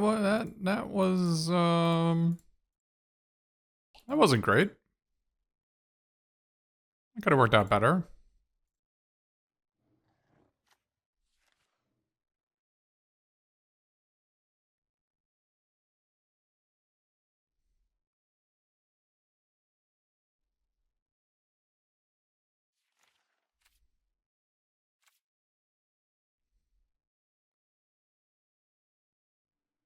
Yeah, that sucked. Hmm. I love that chat is always there to criticize the streamer. Why did you concede the 100% lost game? Is my time is worth something and so is yours. Let's just say I've made the mental calculation that the percentage chance our opponent misses the onboard kill was not worth the extra minute it would have taken.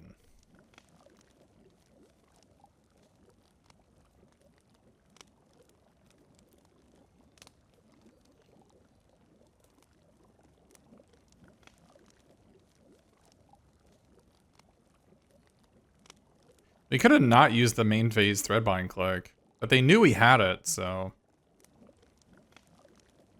could have not done it though. Yeah, like people who make statements like that, it means an assortment of things is wrong with you.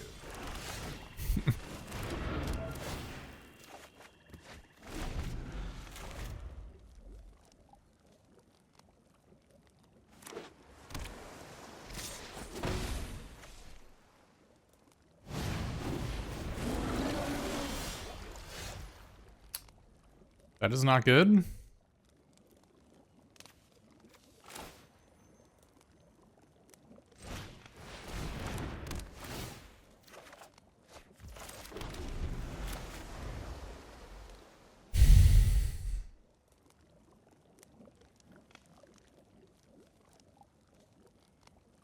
Did you miss the part where our opponent said none of our creatures could block?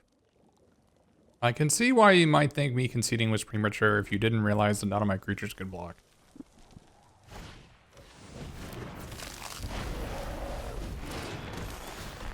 Wow.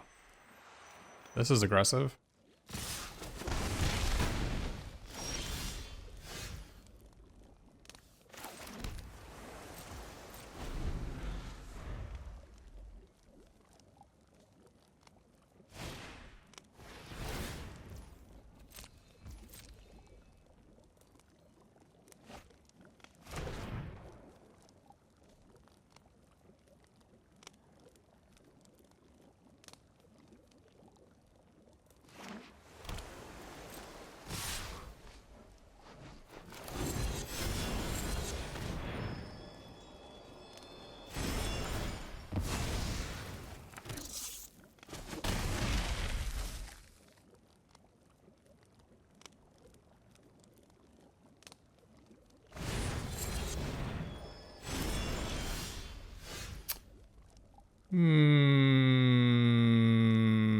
That sucks. Really could have used a land there.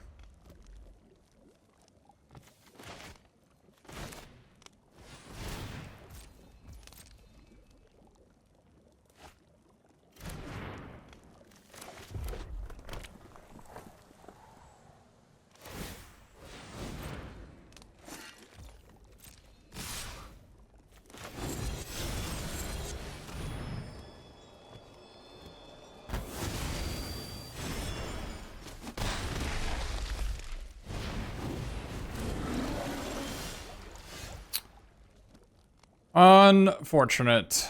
Never drew a land. Truly unfortunate.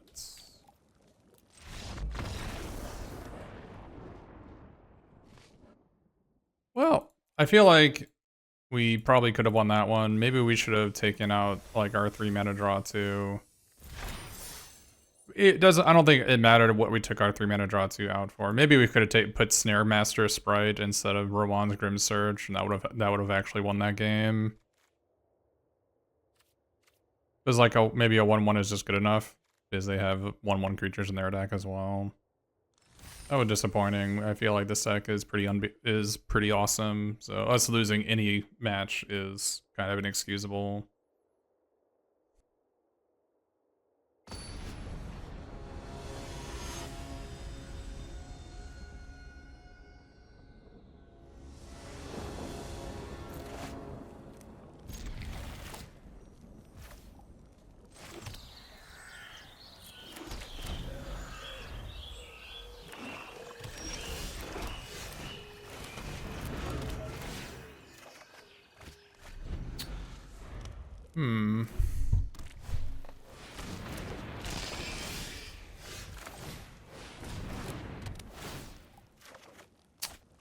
I see.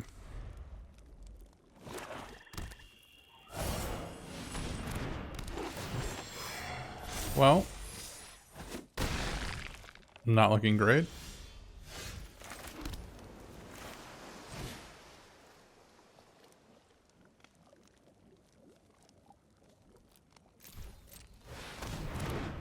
Not sure this is better than Candy Grapple.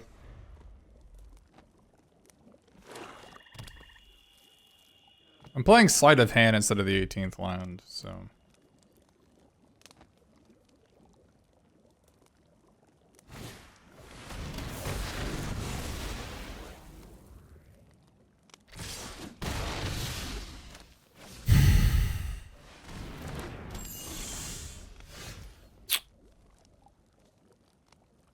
Alright. Very cool.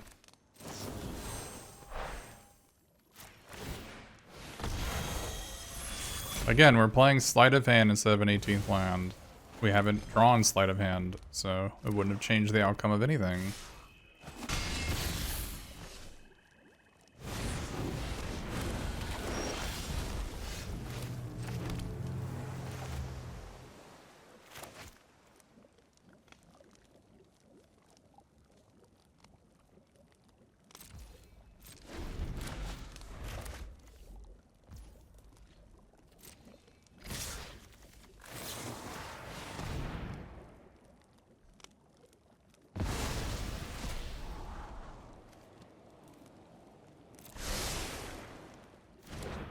I don't know how it's going to help us, but we need to draw lands no matter what, so...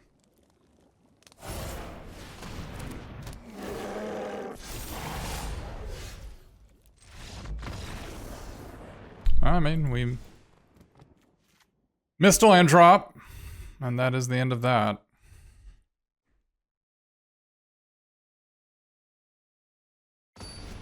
Maybe a case to be made that we should have Candy Grappled instead of playing the Goose Mother.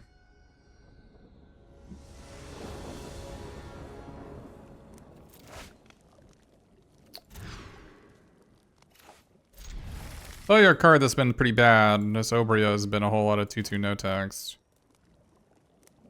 Whole lot of Grizzly Bearer.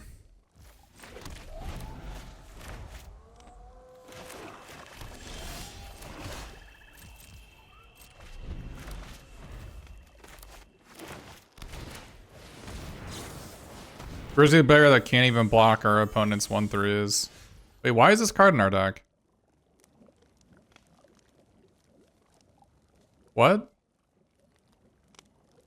How is our deck 33 card? What?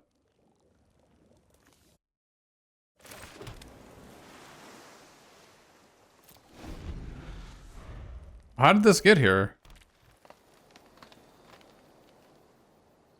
Okay, well.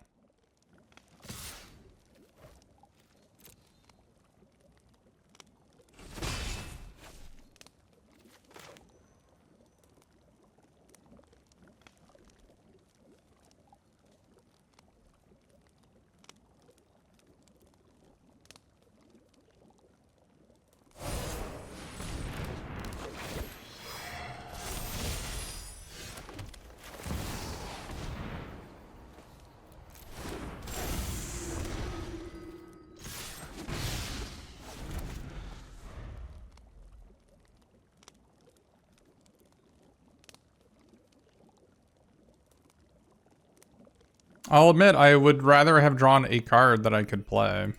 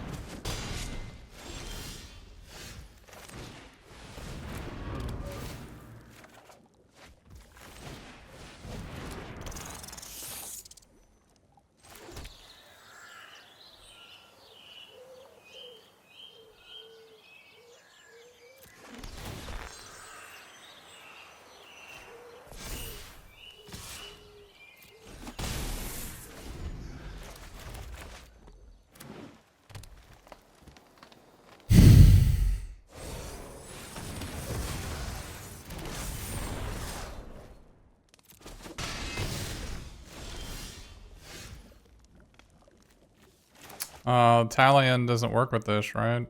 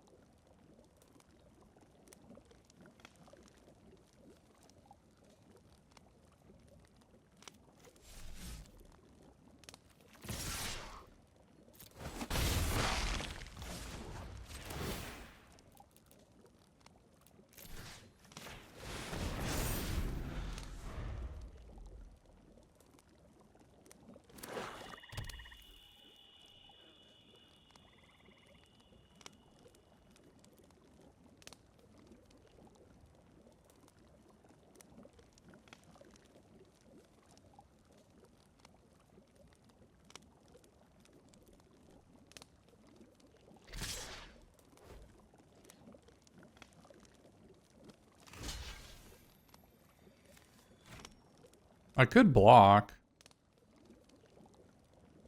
If they double pump, then I can attack with my creature land. And they go to 1.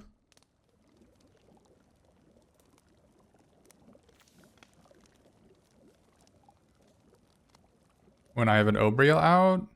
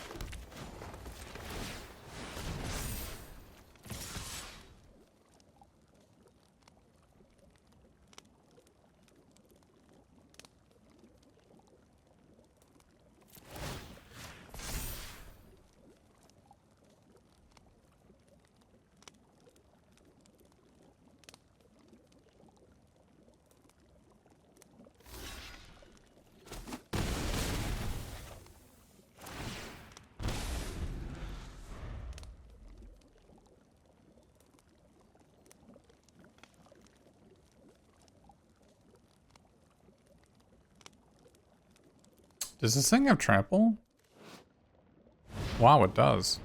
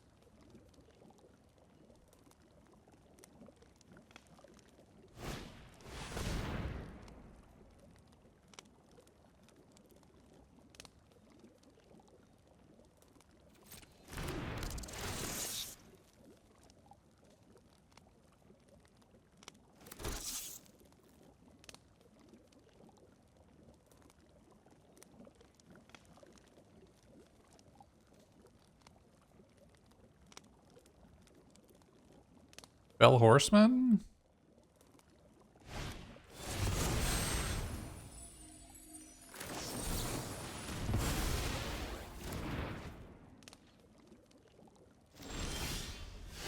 So I attack with this.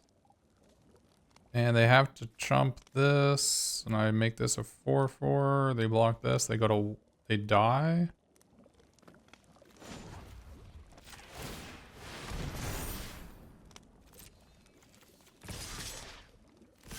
Want to make sure that's his right. 2-4 here. 2-3 here. They take 1, 2, 3, 4. They go to, so I have to pump this. So if I pump this, they can put 2-3 here, 2-4 here. They take enough. Okay, so I actually have to pump this thing.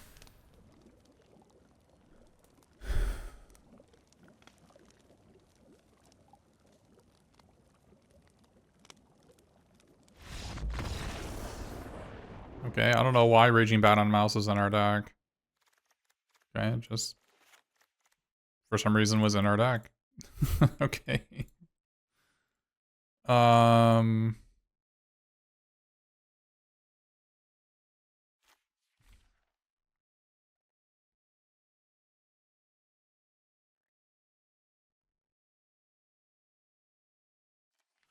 It won the game as a Goblin Piker. You could say that.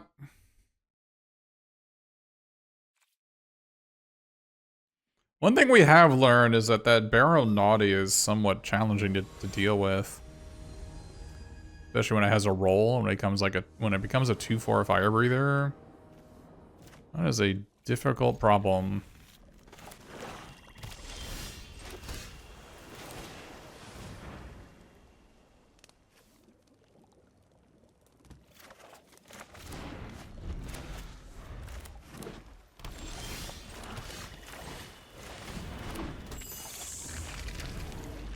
Are we getting ratted out? About to say, if we get rat out, I'm just out of here. I'm out of this game. Alright, that's fine.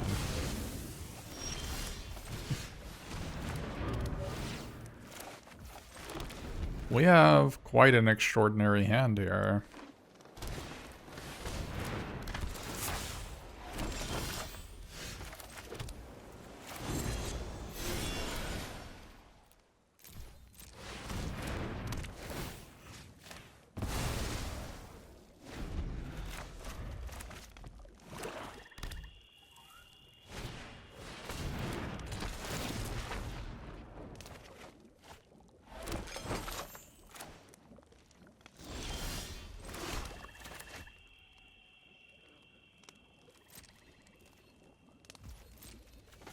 Our hand is kind of awkward, but they won't see the Threadbind click coming. We'll get to draw a card off it.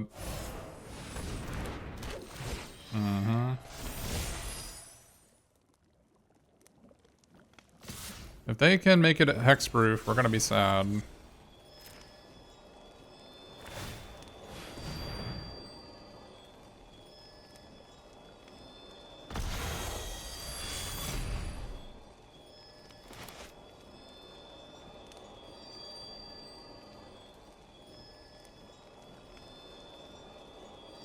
Oh, they're gonna throw a food at us? That seems a reasonable line. Looks like they want to play that one instead. Fair enough. Threadbind, click, draw a card, or Gingerbread Hunter? Don't draw a card. I think I like Threadbind, click. Ended up being like, looks like the right play.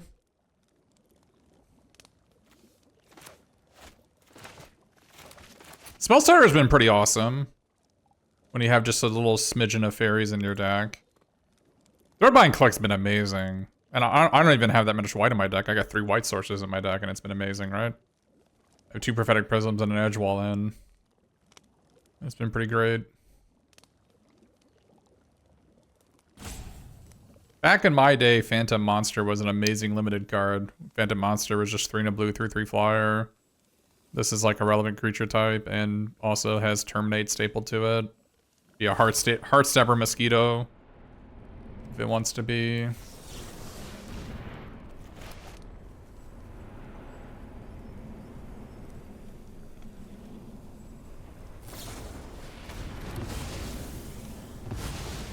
Fair. Fair and reasonable. Now we draw a card of our Gingerbread Hunter. I'll tell you what, I've talked about this on stream a lot. About how Gingerbread Hunter has not really been that impressive. I think, what is it? 5 out of 6 times I played it, and I played it as a 5-minute 5/5. It's like pretty unimpressive. So you think they have another candy grapple? There's no way, right? They don't have another candy grapple because they would just play it on sack this. So what do they have? Is it Titanic Growth?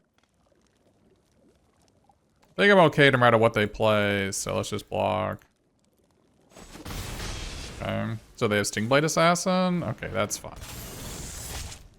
That's I mean, this is actually the first time I've ever in the format seen this card come into play and kill something. So, congratulations to that one.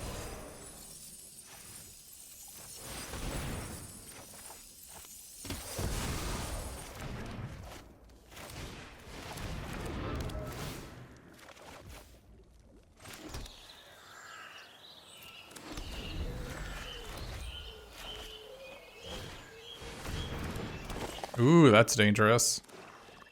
They have a guard change here, we'd be in trouble, right? Although I guess we'd be drawing cards off guard change, so maybe it wouldn't be a big deal.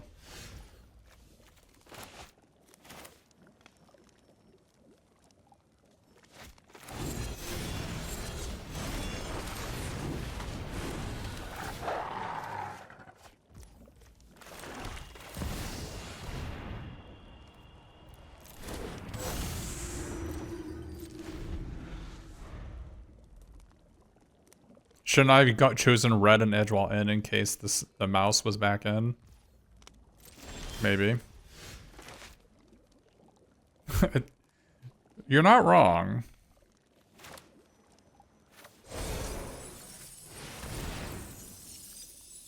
Up the Beanstalk is a challenging card. It's so good, it's in every format, right? It's taking over Legacy and Modern and probably Pioneer soon. Force of Will costing 5 and being cantripping is pretty sick.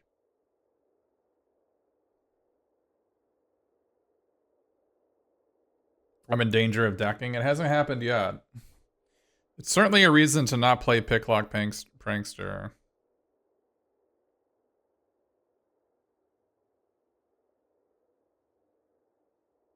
Before we continue, let's actually look at our deck real quick. So I think we can identify the 5 worst cards, right? So we have Roam Grimsearch and Picklock Prankster. I think Prankster is good enough. So these two are the clear worst cards. I think Obria's Attendants and... I mean, Sleight of Hand's been like whatever, but I'm playing it over the 18th land. I think these 3 are the 3 worst cards. Outside of that, it's like maybe Sleight of Hand, but let's just say that these 3 are the 3 worst cards. Are there any cards that we're not playing that we could be playing over these 3? We could cut. Oh no, Obria. Oh, Obria's been the worst card. Oh god, Obria's been terrible. Obria's been truly terrible. I mean, all of our opponents have played Baronati, right? Or creatures better than a 2/2.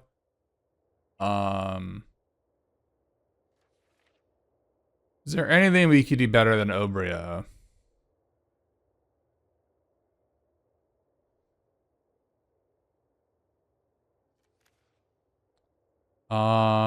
Yeah, I mean, the fact that Obria can be tagged off a Picklock Prankster does matter. The fact that it's a fairy for Spell Stutter does matter. The fact that it's a flash does sort of matter, but not really.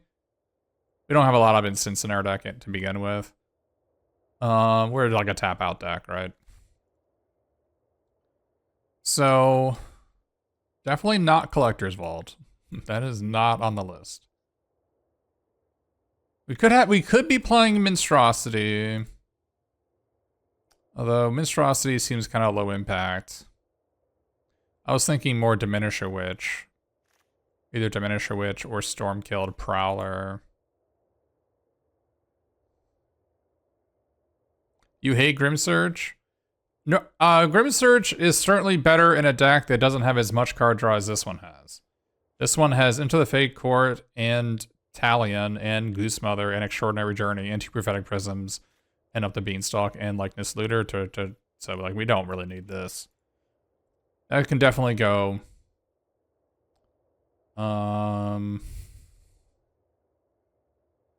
So we have Hamlet Glutton, which I don't particularly like. There's Red Tooth Genealogist, which I think would make more sense if we had. There's Scarecrow Guide. And the advantage of Scarecrow Guide is it does not only does the fixer make our mana better, which I don't think we actually need. But Scarecrow Guide, when I put a Shatter the Oath roll on it, can actually block Barrow, the stupid Barrow Naughty. I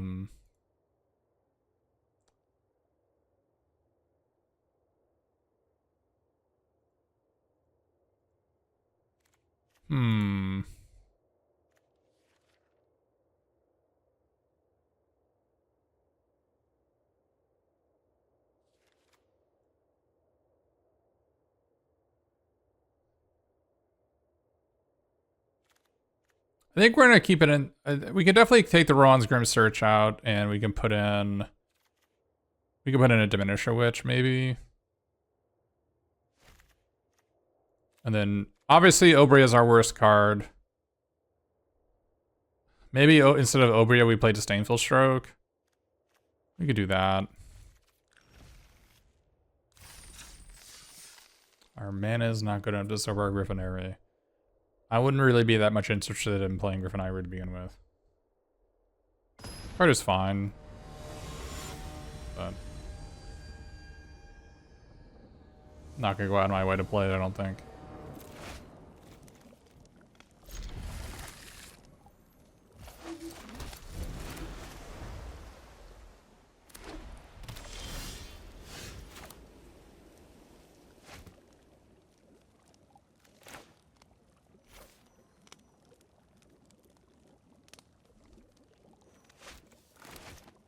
So do we Bakery Raid, or do we leave open Spell Stutter? I think we Bakery Raid.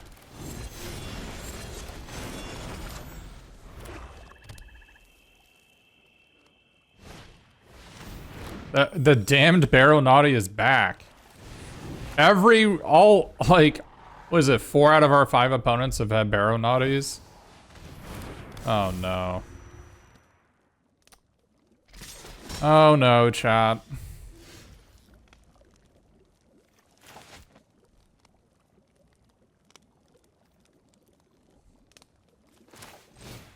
Wish we had Obria here. Wish we had Obria instead of Disdainful Stroke. I probably should have just main phased this, right? Because this can go poorly.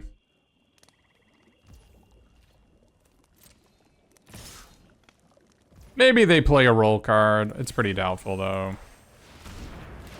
I should have main phased it.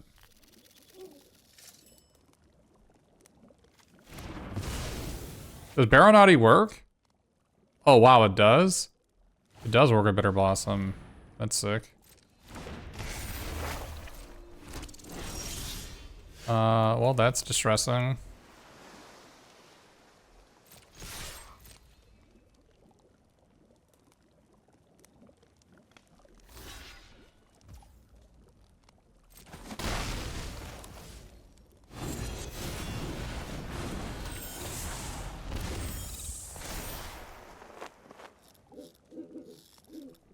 Oh, I could have Shattered the Oath to Bitter Blossom. I completely forgot about that. Oh, that would have been way better. What am I doing?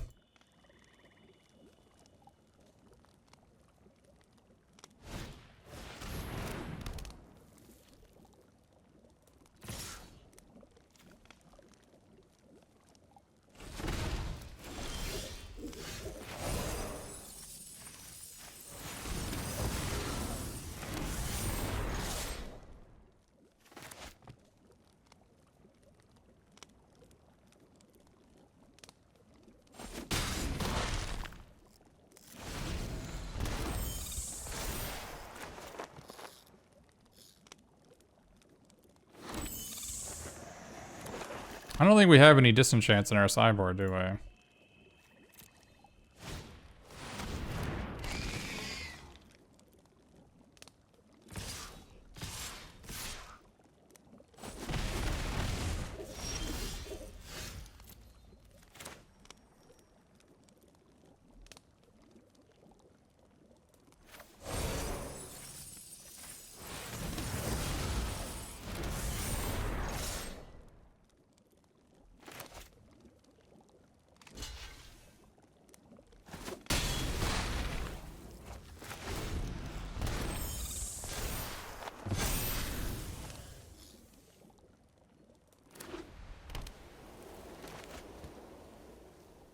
Well, I think if we had just Shatter the Oath and Bitter Blossom instead of playing the Attendants, we maybe won this game. I'm not sure.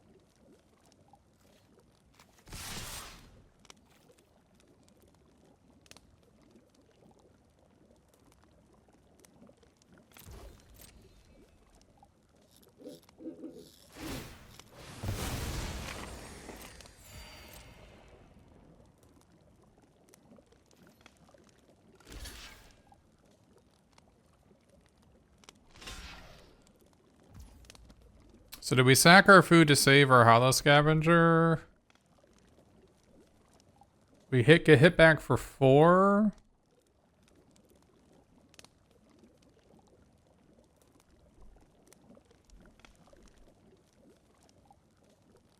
I think we actually...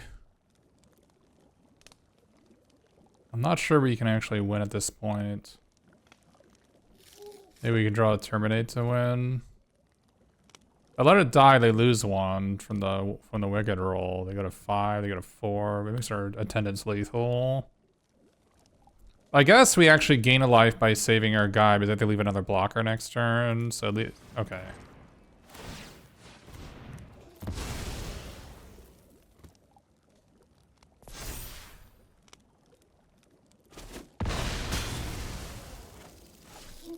Yeah, this had just been the 2/2 flyer, we win this game.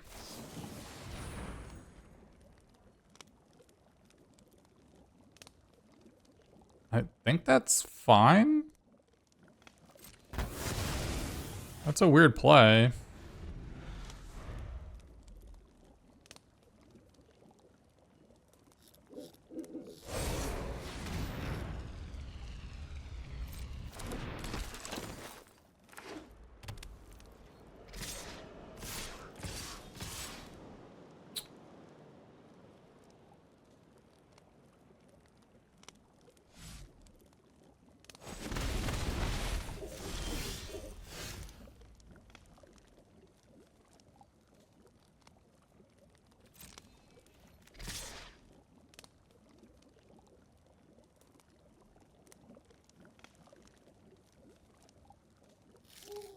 Do I attack with both? They block both. They put a young hero on this and I die.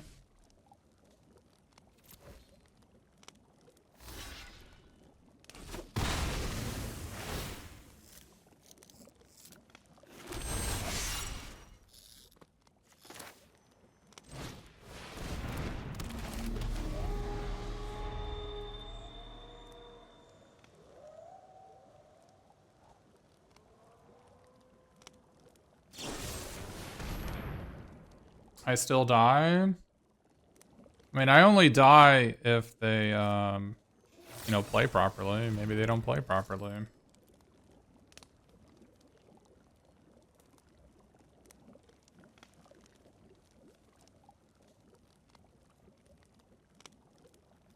Gotta give it the chat challenge.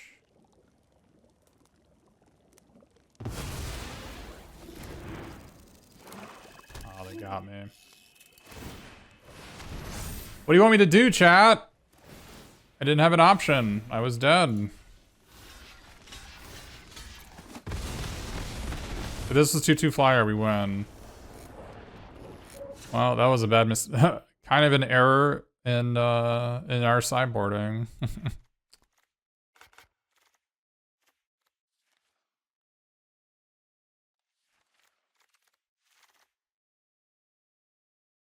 We don't have any way to destroy enchantments.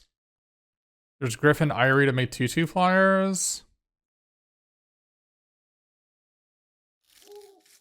Is that what we gotta do here?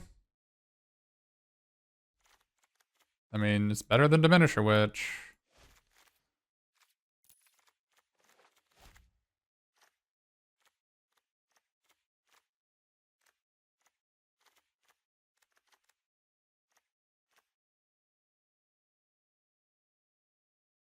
Spellsetter seems pretty bad too. Why don't we play 6 Sky? Because it's not a good card. We don't play tempo negative cards that cost life.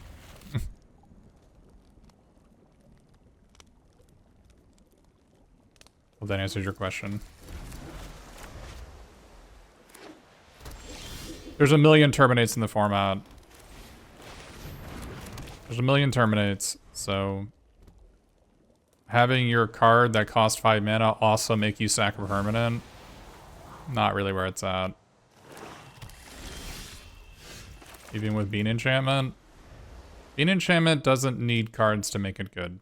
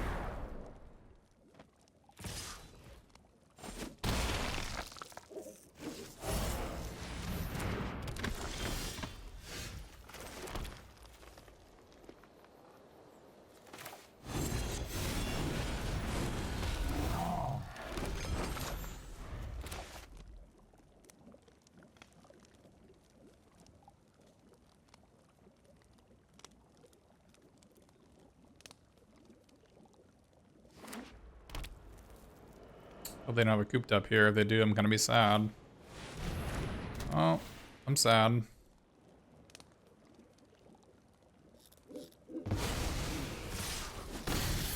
Underbird Hunter is like mediocre. It is a mediocre card.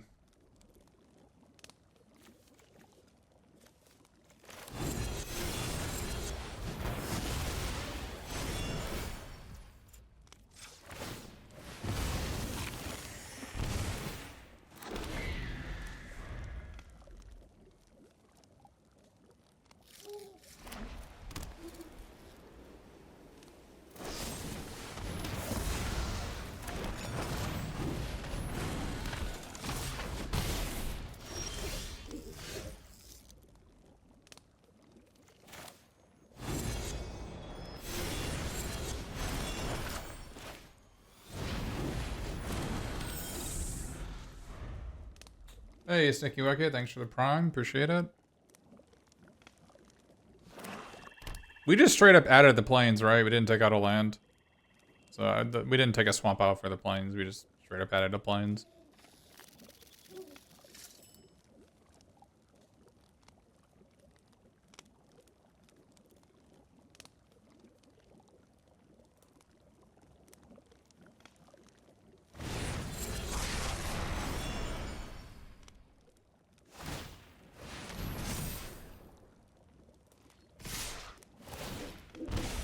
I'm not sure what the purpose was behind shrinking our creature.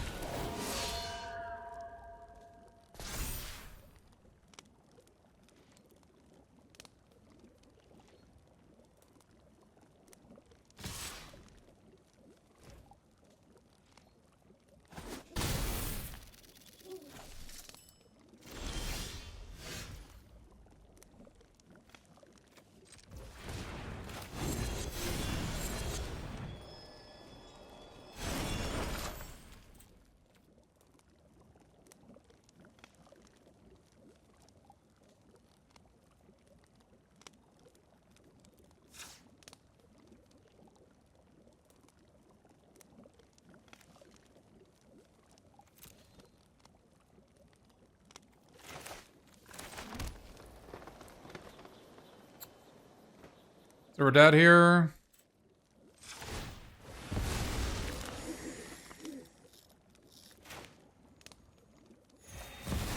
Oh no, we have 3 blockers. No, we're fine.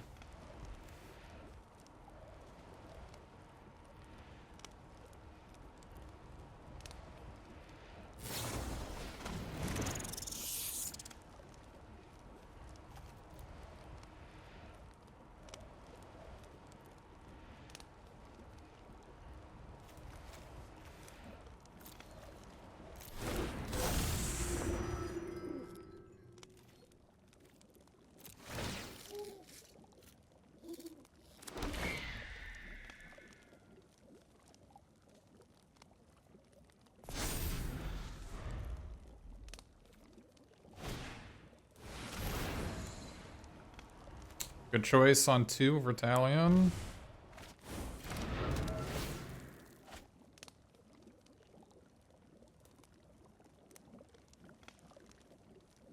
Well, our sideboarded Griffin army has proved to be quite powerful against white-black Terminates.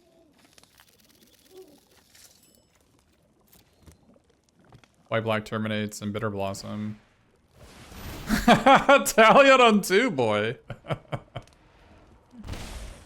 Don't mind if I do.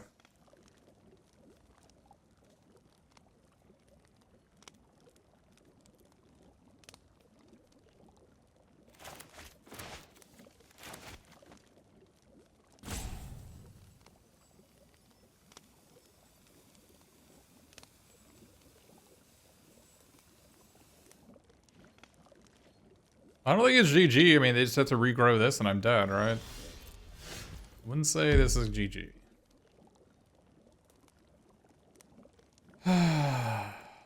Let's see. How are we going to gain more life, though?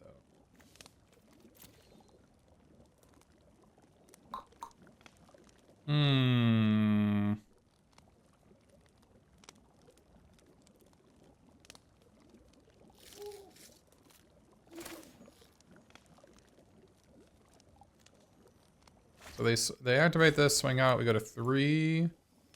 So these 2 block. Oh, I guess I kill the land.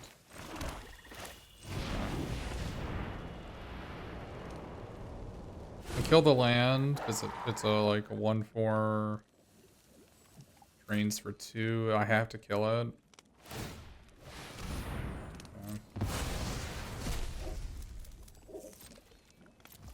Get to scry 2.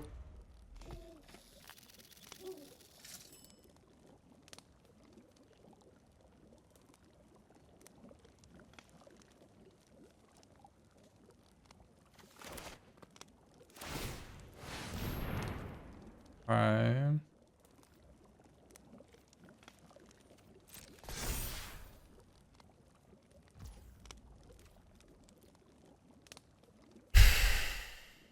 Which one is it? Where are we? Are we at the beginning of combat step yet? I can't tell where we're at. We're not, right?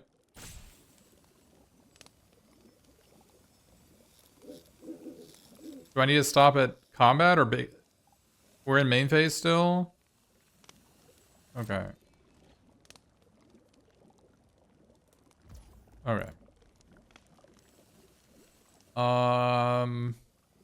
So if I kill this, what happens? They swing out. This has menace. I need to block this. I double block this. This blocks this. This blocks this. Everything looks okay. All right.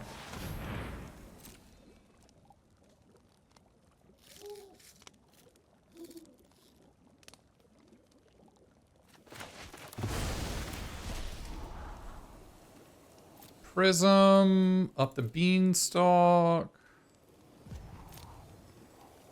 Do we need either of these cards? We kind of don't.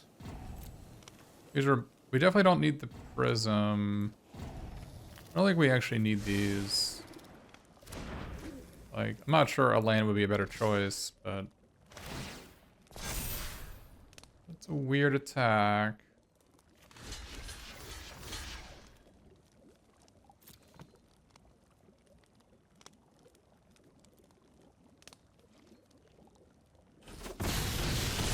Okay.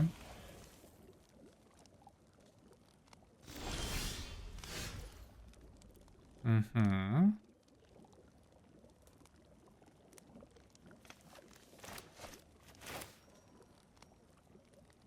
We need this in play first to hit them for 1.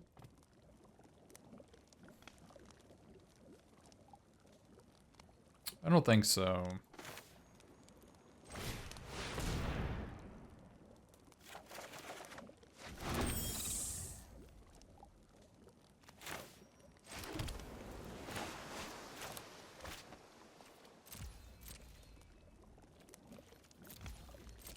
Could have maybe attacked with the Hollow Scavenger there. I'm playing pretty conservative here.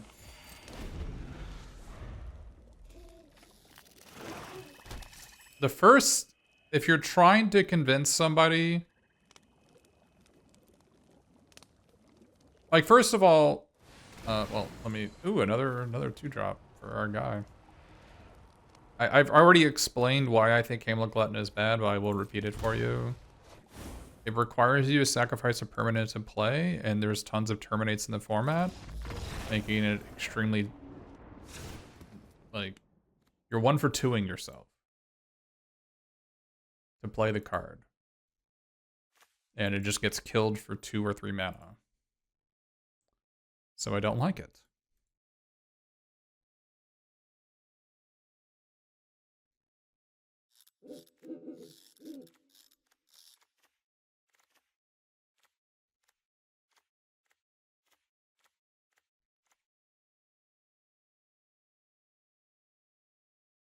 Like, you realize when you sack a food for the Hamlet Glutton, you're not gaining life.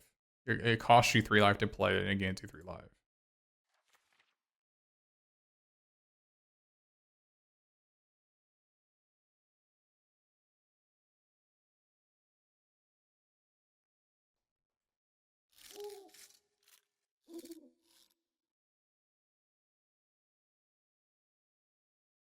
It sacks the food for you? Well, what if you have other plans in mind for this for the food?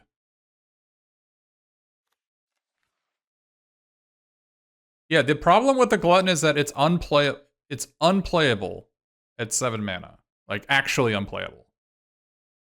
So you have to sack a permanent to play it, and you know, you have seen how bad Gingerbread Hunter has been in these games, right? You've seen it. And this is way worse. Because not only is it double green, but I have to sack a permanent to play it. Do you see how bad this has been, and this is worse?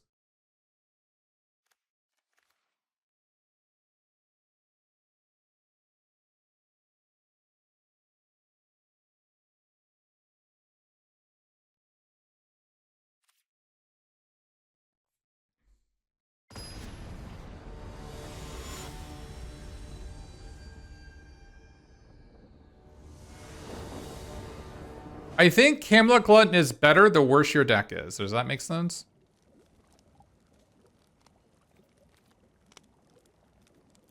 I think we have to keep this, despite us needing to draw 2 lands for this hand to function. I guess we only need one land for this hand to function. But we're playing 18 lands with three cantrips that cost 2 mana. Like, if you can't keep a 2-lander on the draw with this deck, then Magic sucks.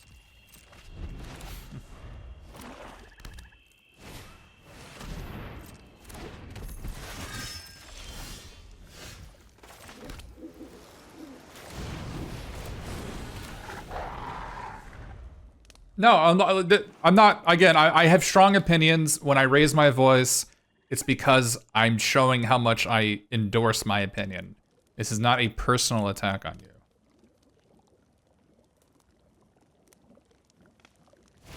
You are welcome. You are welcome to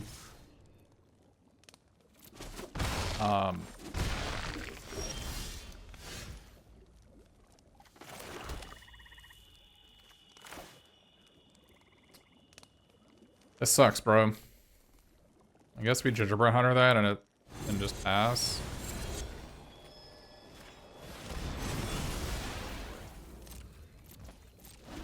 You are welcome to play Hamlet Glutton and prove me wrong.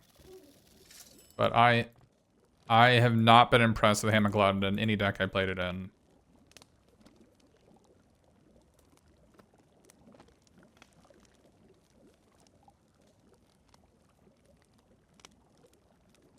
We could have, in theory, used Candy Grapple and then maybe over Attendance if they attack us.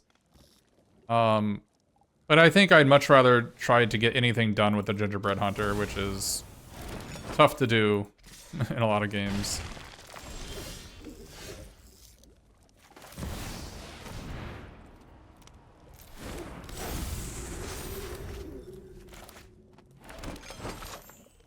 Oh, it can make a copy of the food. I didn't even notice that. They could have done this on their upkeep or their draw step.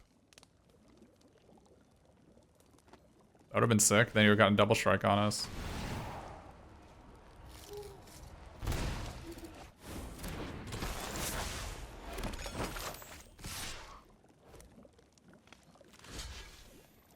I really don't want to take 4 damage.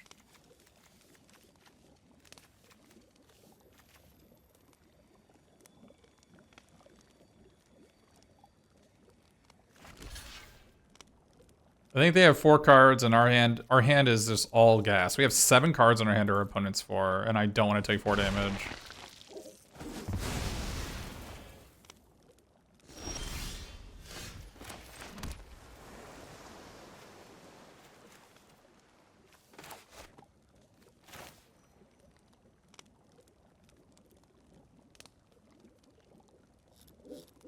We have 2 options here. We can like up the Beanstalk, Candy Grapple, or we can display this.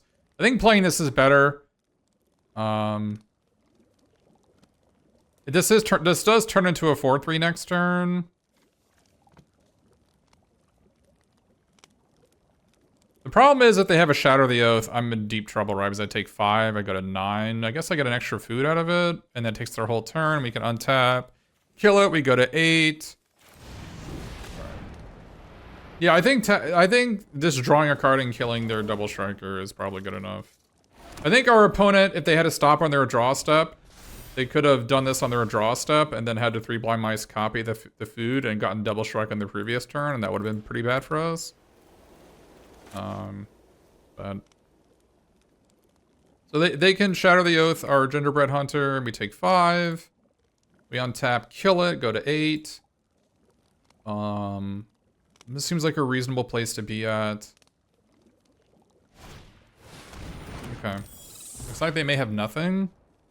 It's bad if they had Candy Grapple. If they had Candy Grapple, they would have used it already, right? So I think it's pretty unlikely they have it. If that was their best play on 5 mana, maybe using Extraordinary Journey here could be correct. I really want to play 2 spells in a turn, so we could up the Beanstalk, hope to draw a land. That would be perfect, right? But the problem is, to cast up the Beanstalk, we'd have to tap either Island or Swamp, right?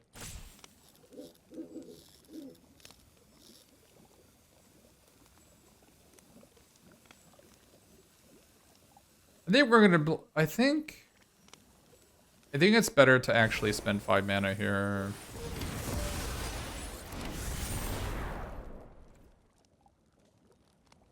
It's our worst card in our hand. It progresses our board slightly.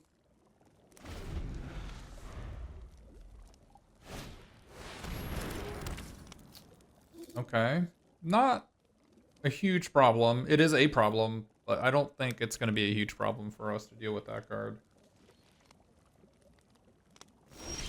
Surprising they didn't main phase use it to attack us for 3. Interesting.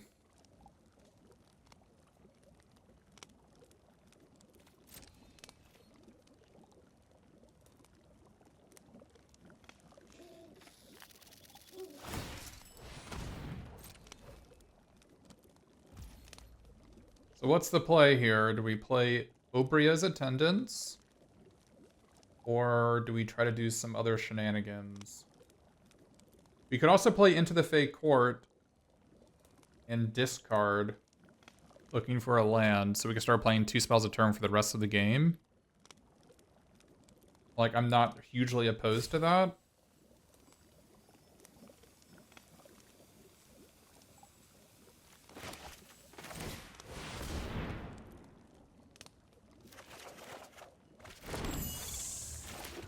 Would have been really bad if we'd not hit a land there.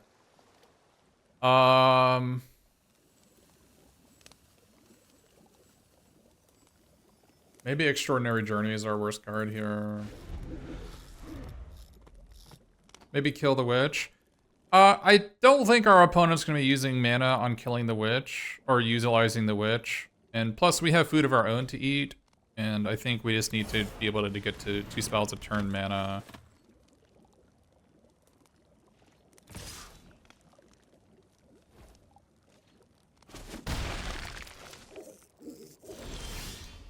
Excellent. Now we're at 2 spells a turn. Now we can get the party started.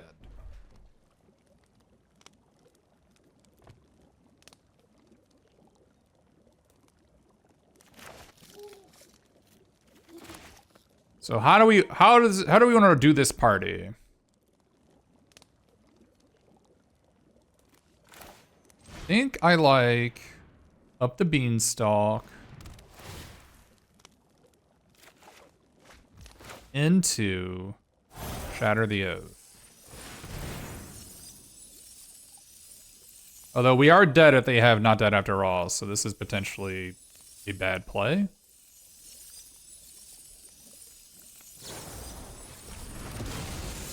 Okay, that could have gone much worse. Okay. We're definitely playing a little bit loose with that line. I think playing the up the beanstalk was maybe unnecessary, but it did feel good.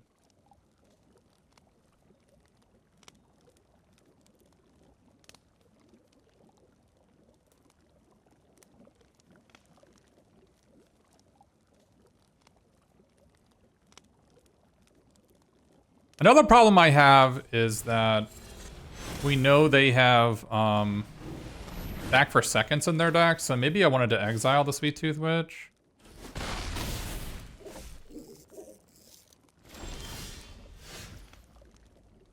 All right.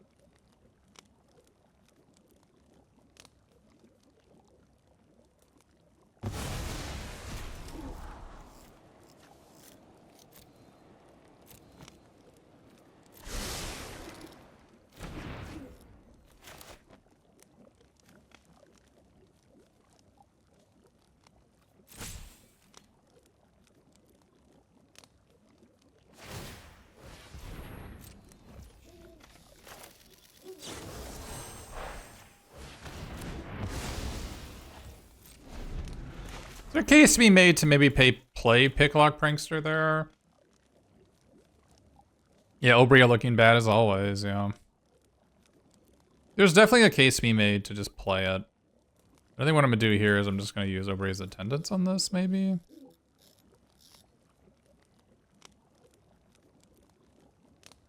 They're looking at their graveyard. They might have a Sweet Tooth Witch. That could be a problem.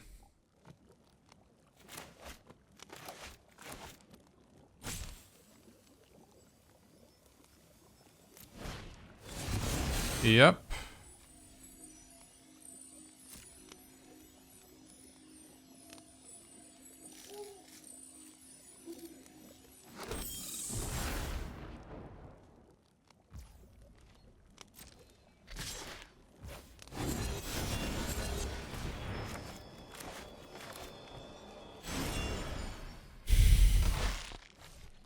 They didn't get back the Sweet Tooth Witch, which is bizarre.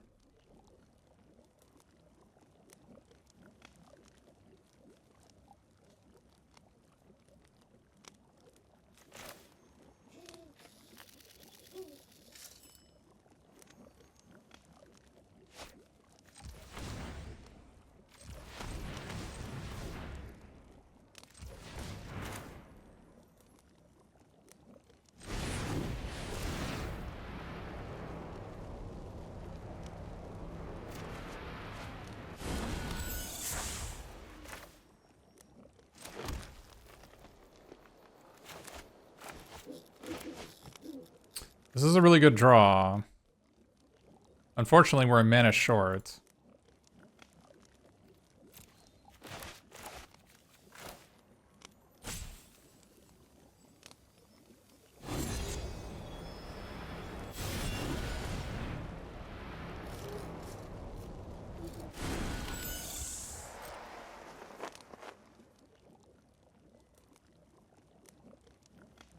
I think I wanna... Do I want to gain 3 this turn?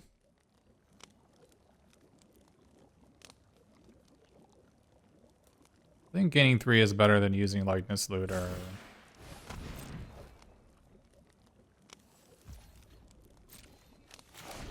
Considering Likeness Looter is very likely to die the Dream Spoilers anyway.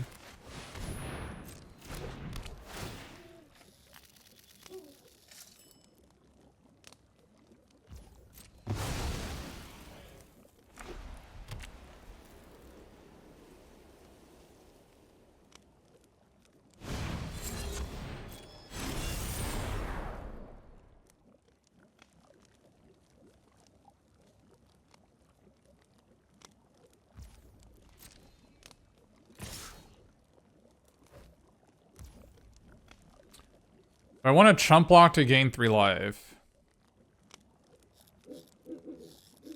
I don't think so, because I think this Picklock Prankster is going to gain more than 3 life in the future. Not to mention our Picklock Prankster can attack.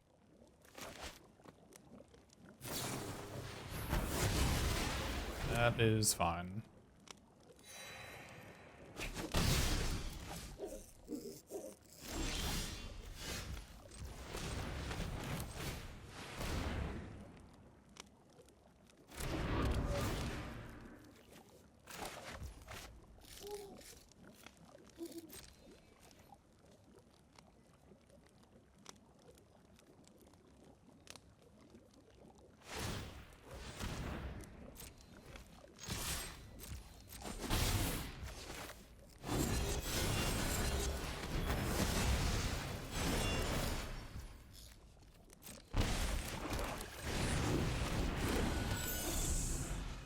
Excellent.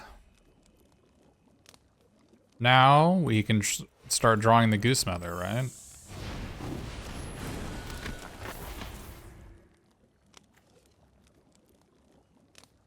This can also be a 6-mana 3/4 flyer if we need it to be. That can get by Callow Scavenger. That's pretty good.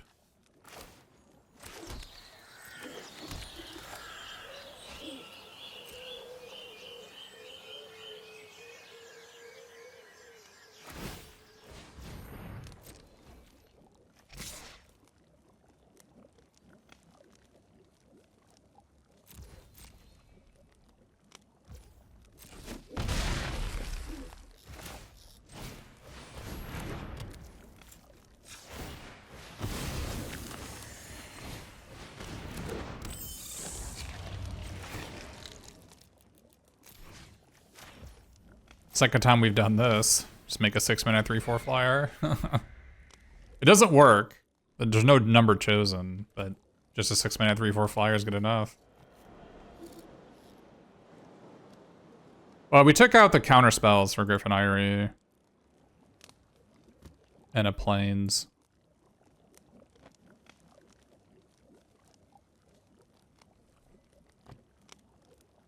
Eirie's been better than I thought it would be. I didn't know that, like, every deck would be a Barrow Naughty deck. There's a lot of X3/2s, and there's a lot of there's just a 2/2 flyer is, I guess, a relatively good creature.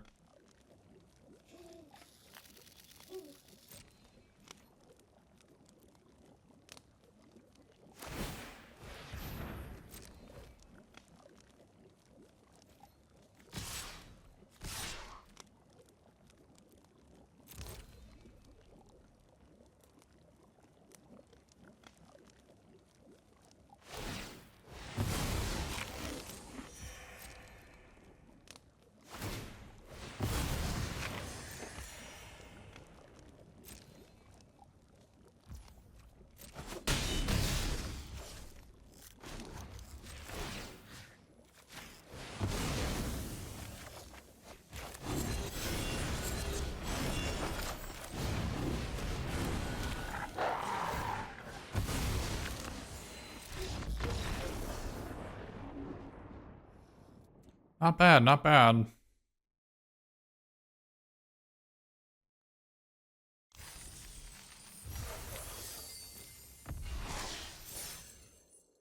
All right. I think the one we lost was maybe we should have sideboarded better, but the Rowan's Consortium was definitely worse than whatever we put in. I guess we put it in 18th land.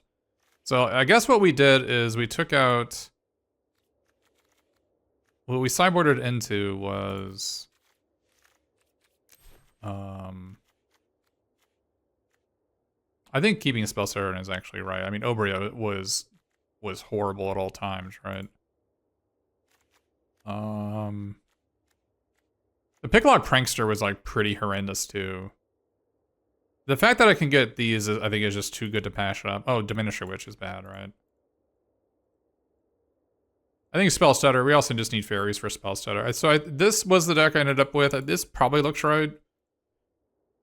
I think it's dangerous to play Picklock Prankster for the Free the Fae because if I mill like my Goose Mother and my Talion, like maybe I can't win. It could be dangerous. And I don't know if the payoff is really worth it on the like the 75% chance I draw a card for 2 mana. I don't know.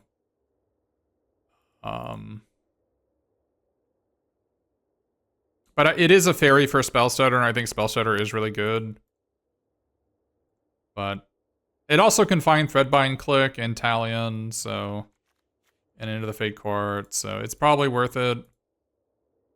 I guess we have Restless Vinestalk, which is a pretty good win condition. 18th land I'm not against. Just in general for this deck. I just want to get up to like 7 mana so I can start playing 2 spells a turn. You saw in these games, at no point did I really want to Hamlet Glutton, right? Oh, you want me to play Sir Airmont? If I were to play Sir Airmont, it would be over Extraordinary Journey, which I think was probably the worst card. That's high mana. But Extraordinary Journey was like fine, so I don't think it's like over Picklock Prankster, maybe. I mean, Likeness Looter didn't do anything in any game either. So like maybe there's a case for taking out Likeness Looter. This underperformed, which was surprising to me. But I mean, I already have Tryon as a looter, but there's just a lot of X1 hate. 1/1 Flyer is just not as good as it could have been. Like, I think the worst cards in the deck are like Likeness Looter, Picklock Prankster, probably Extraordinary Journey. Well, it's not. The thing is, it's not a 2-mana 1/1 looter because I don't exactly have blue black mana on turn 2, especially when I have 2 Hollow Scavengers that I want to like Bakery Raid. So if I draw this on turn 2, it's unlikely I'll be able to play it. So then it becomes like a 3 or a 4 drop, and then it becomes much worse, right? Or I want to play Prophetic Prism turn 2, so this is often just going to be a 3 drop.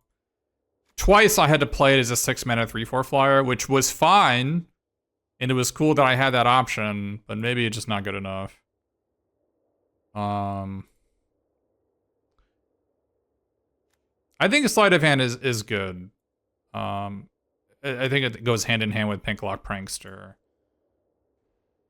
Sleight of Hand makes it so your deck is like 38 cards instead of 40. Like, you draw your good cards more often.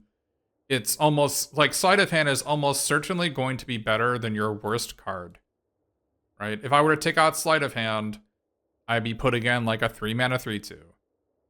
And I think Sleight of Hand, I think drawing my rares more often or drawing a land when I need it is going to benefit me more than having a 3 mana 3/2.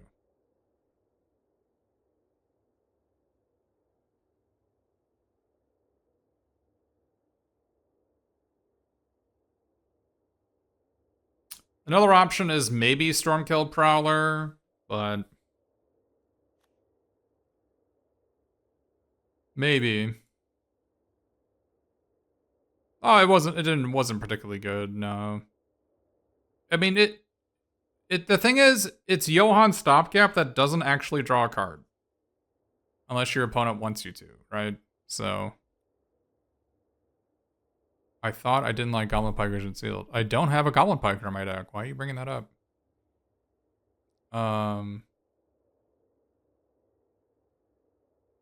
Monstrosity is better. Isn't Sweet Tooth Witch better than Monstrosity?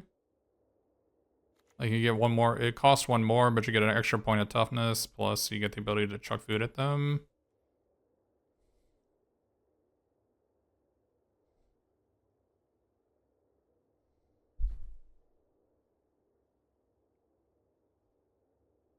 Yeah, I mean, it's possible that I should be playing Sweet Tooth Witch and 2 Monstrosities over these 3 cards. I don't know. All possibilities. Sweet Tooth Witch is probably the best card we're not playing. So, any card it should probably be the first card. It's either this or Diminisher Witch. Those are probably the 2 best cards we're not playing. But, yeah, this is a deck that I would expect to be able to top 8 a tournament. This is a really good deck. This is the best deck I've seen in this format. It has multiple card draw engines, like actual engines, right? Like we got Talion, which is a 1-card combo. We have Goose Mother. We have Up the Beanstalk. We have Extraordinary Journey. And we have Griffin Eyrie. Right? Just a whole bunch of cards that all like are 2-for-1s. Plus a great creature land. So. And we have lots of Terminates. Could have used like one more tempo positive Terminate. I don't think I want to play Kalian's Lightblades. Kalian's Lightblades, rather. But. What did it lose to? Our opponent boarded into like a blue-red aggro deck. And we got mana screwed. Stalled on like 3 islands in a swamp or something. Yeah, enemy just played just 1/1 haste. 1/1 haste and 2 mana 1/3s. They get plus 2/0 whenever you play a spell. And I didn't I should have boarded better, right? I should have just boarded in all my like medium like early cards. I boarded in 2 Monstrosities and a Sweet Tooth Witch over these cards. I think these are actually some of the cards we actually had in that game. Yeah, the game would have been maybe a little bit different. But yeah. Did I not bring in my own Ginger Brute? The enemy Ginger Brute had rolls on it. Mine would not, so. Yeah, it's weird. Like random, there's a lot of random haste creatures in the format to block Ginger Brute. Like there's that 2 green 4/4 Vigilance. There's Brave the Wilds makes a haste creature land. There's a couple others. Like haste is not like this is a haste card. There's actually this is a haste card that can block Ginger Brute. You know, there are cards that can block it.